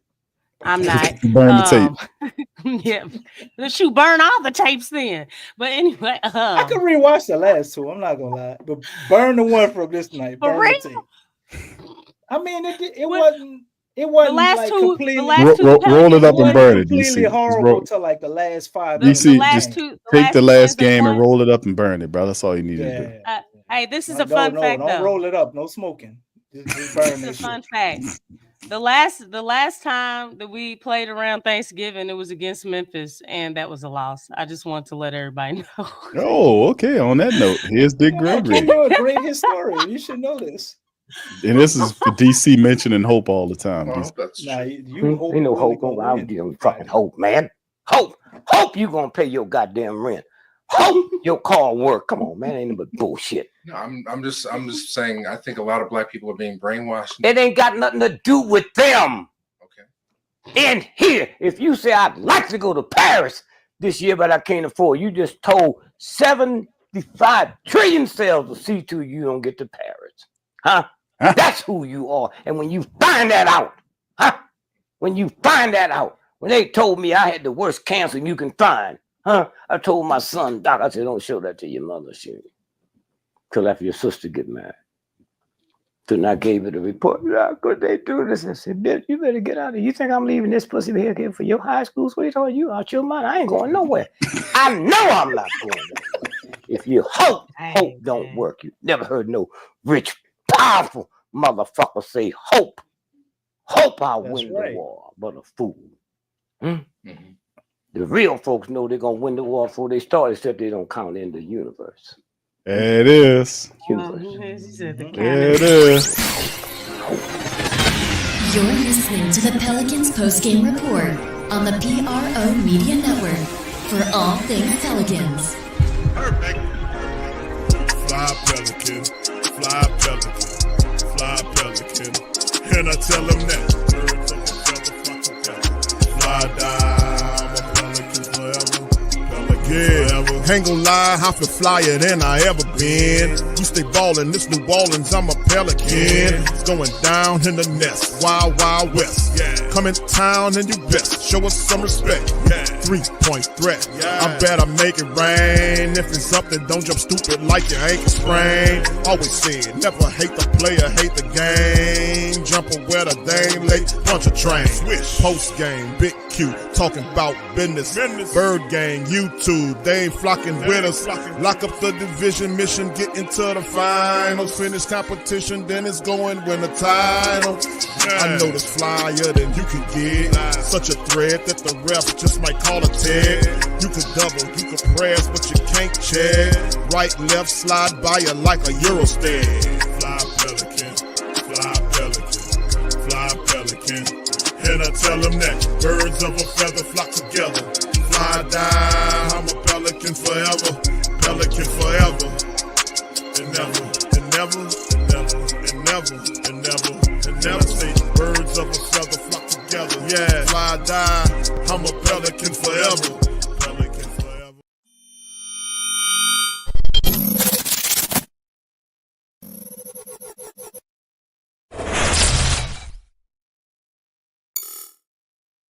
TheWhoThatDaily.com. That's right, TheWhoThatDaily.com. Your one-stop shop for everything New Orleans Saints, New Orleans Pelicans, LSU Tigers, even the top flight boxing.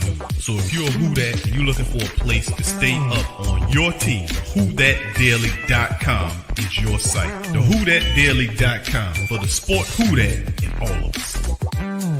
That's right, the Pro Shop is the platform's store where you can go and buy all the latest merch to support the platform. Available at the Pro Shops, we have dozens of hundreds of products available for you and your family. Unisex tees for men and women, hoodies and sweatshirts, tank tops, kids and baby items, long sleeve tees, mugs, pillows, wall art, bath bedding, face masks, phone cases, stickers, bags, fanny packs, socks, hats, and many other items. Please feel free to check out the Pro Shops. The link is in the description section below. And remember, it helps the platform continue to grow. Check out the Pro Shop and Who That too.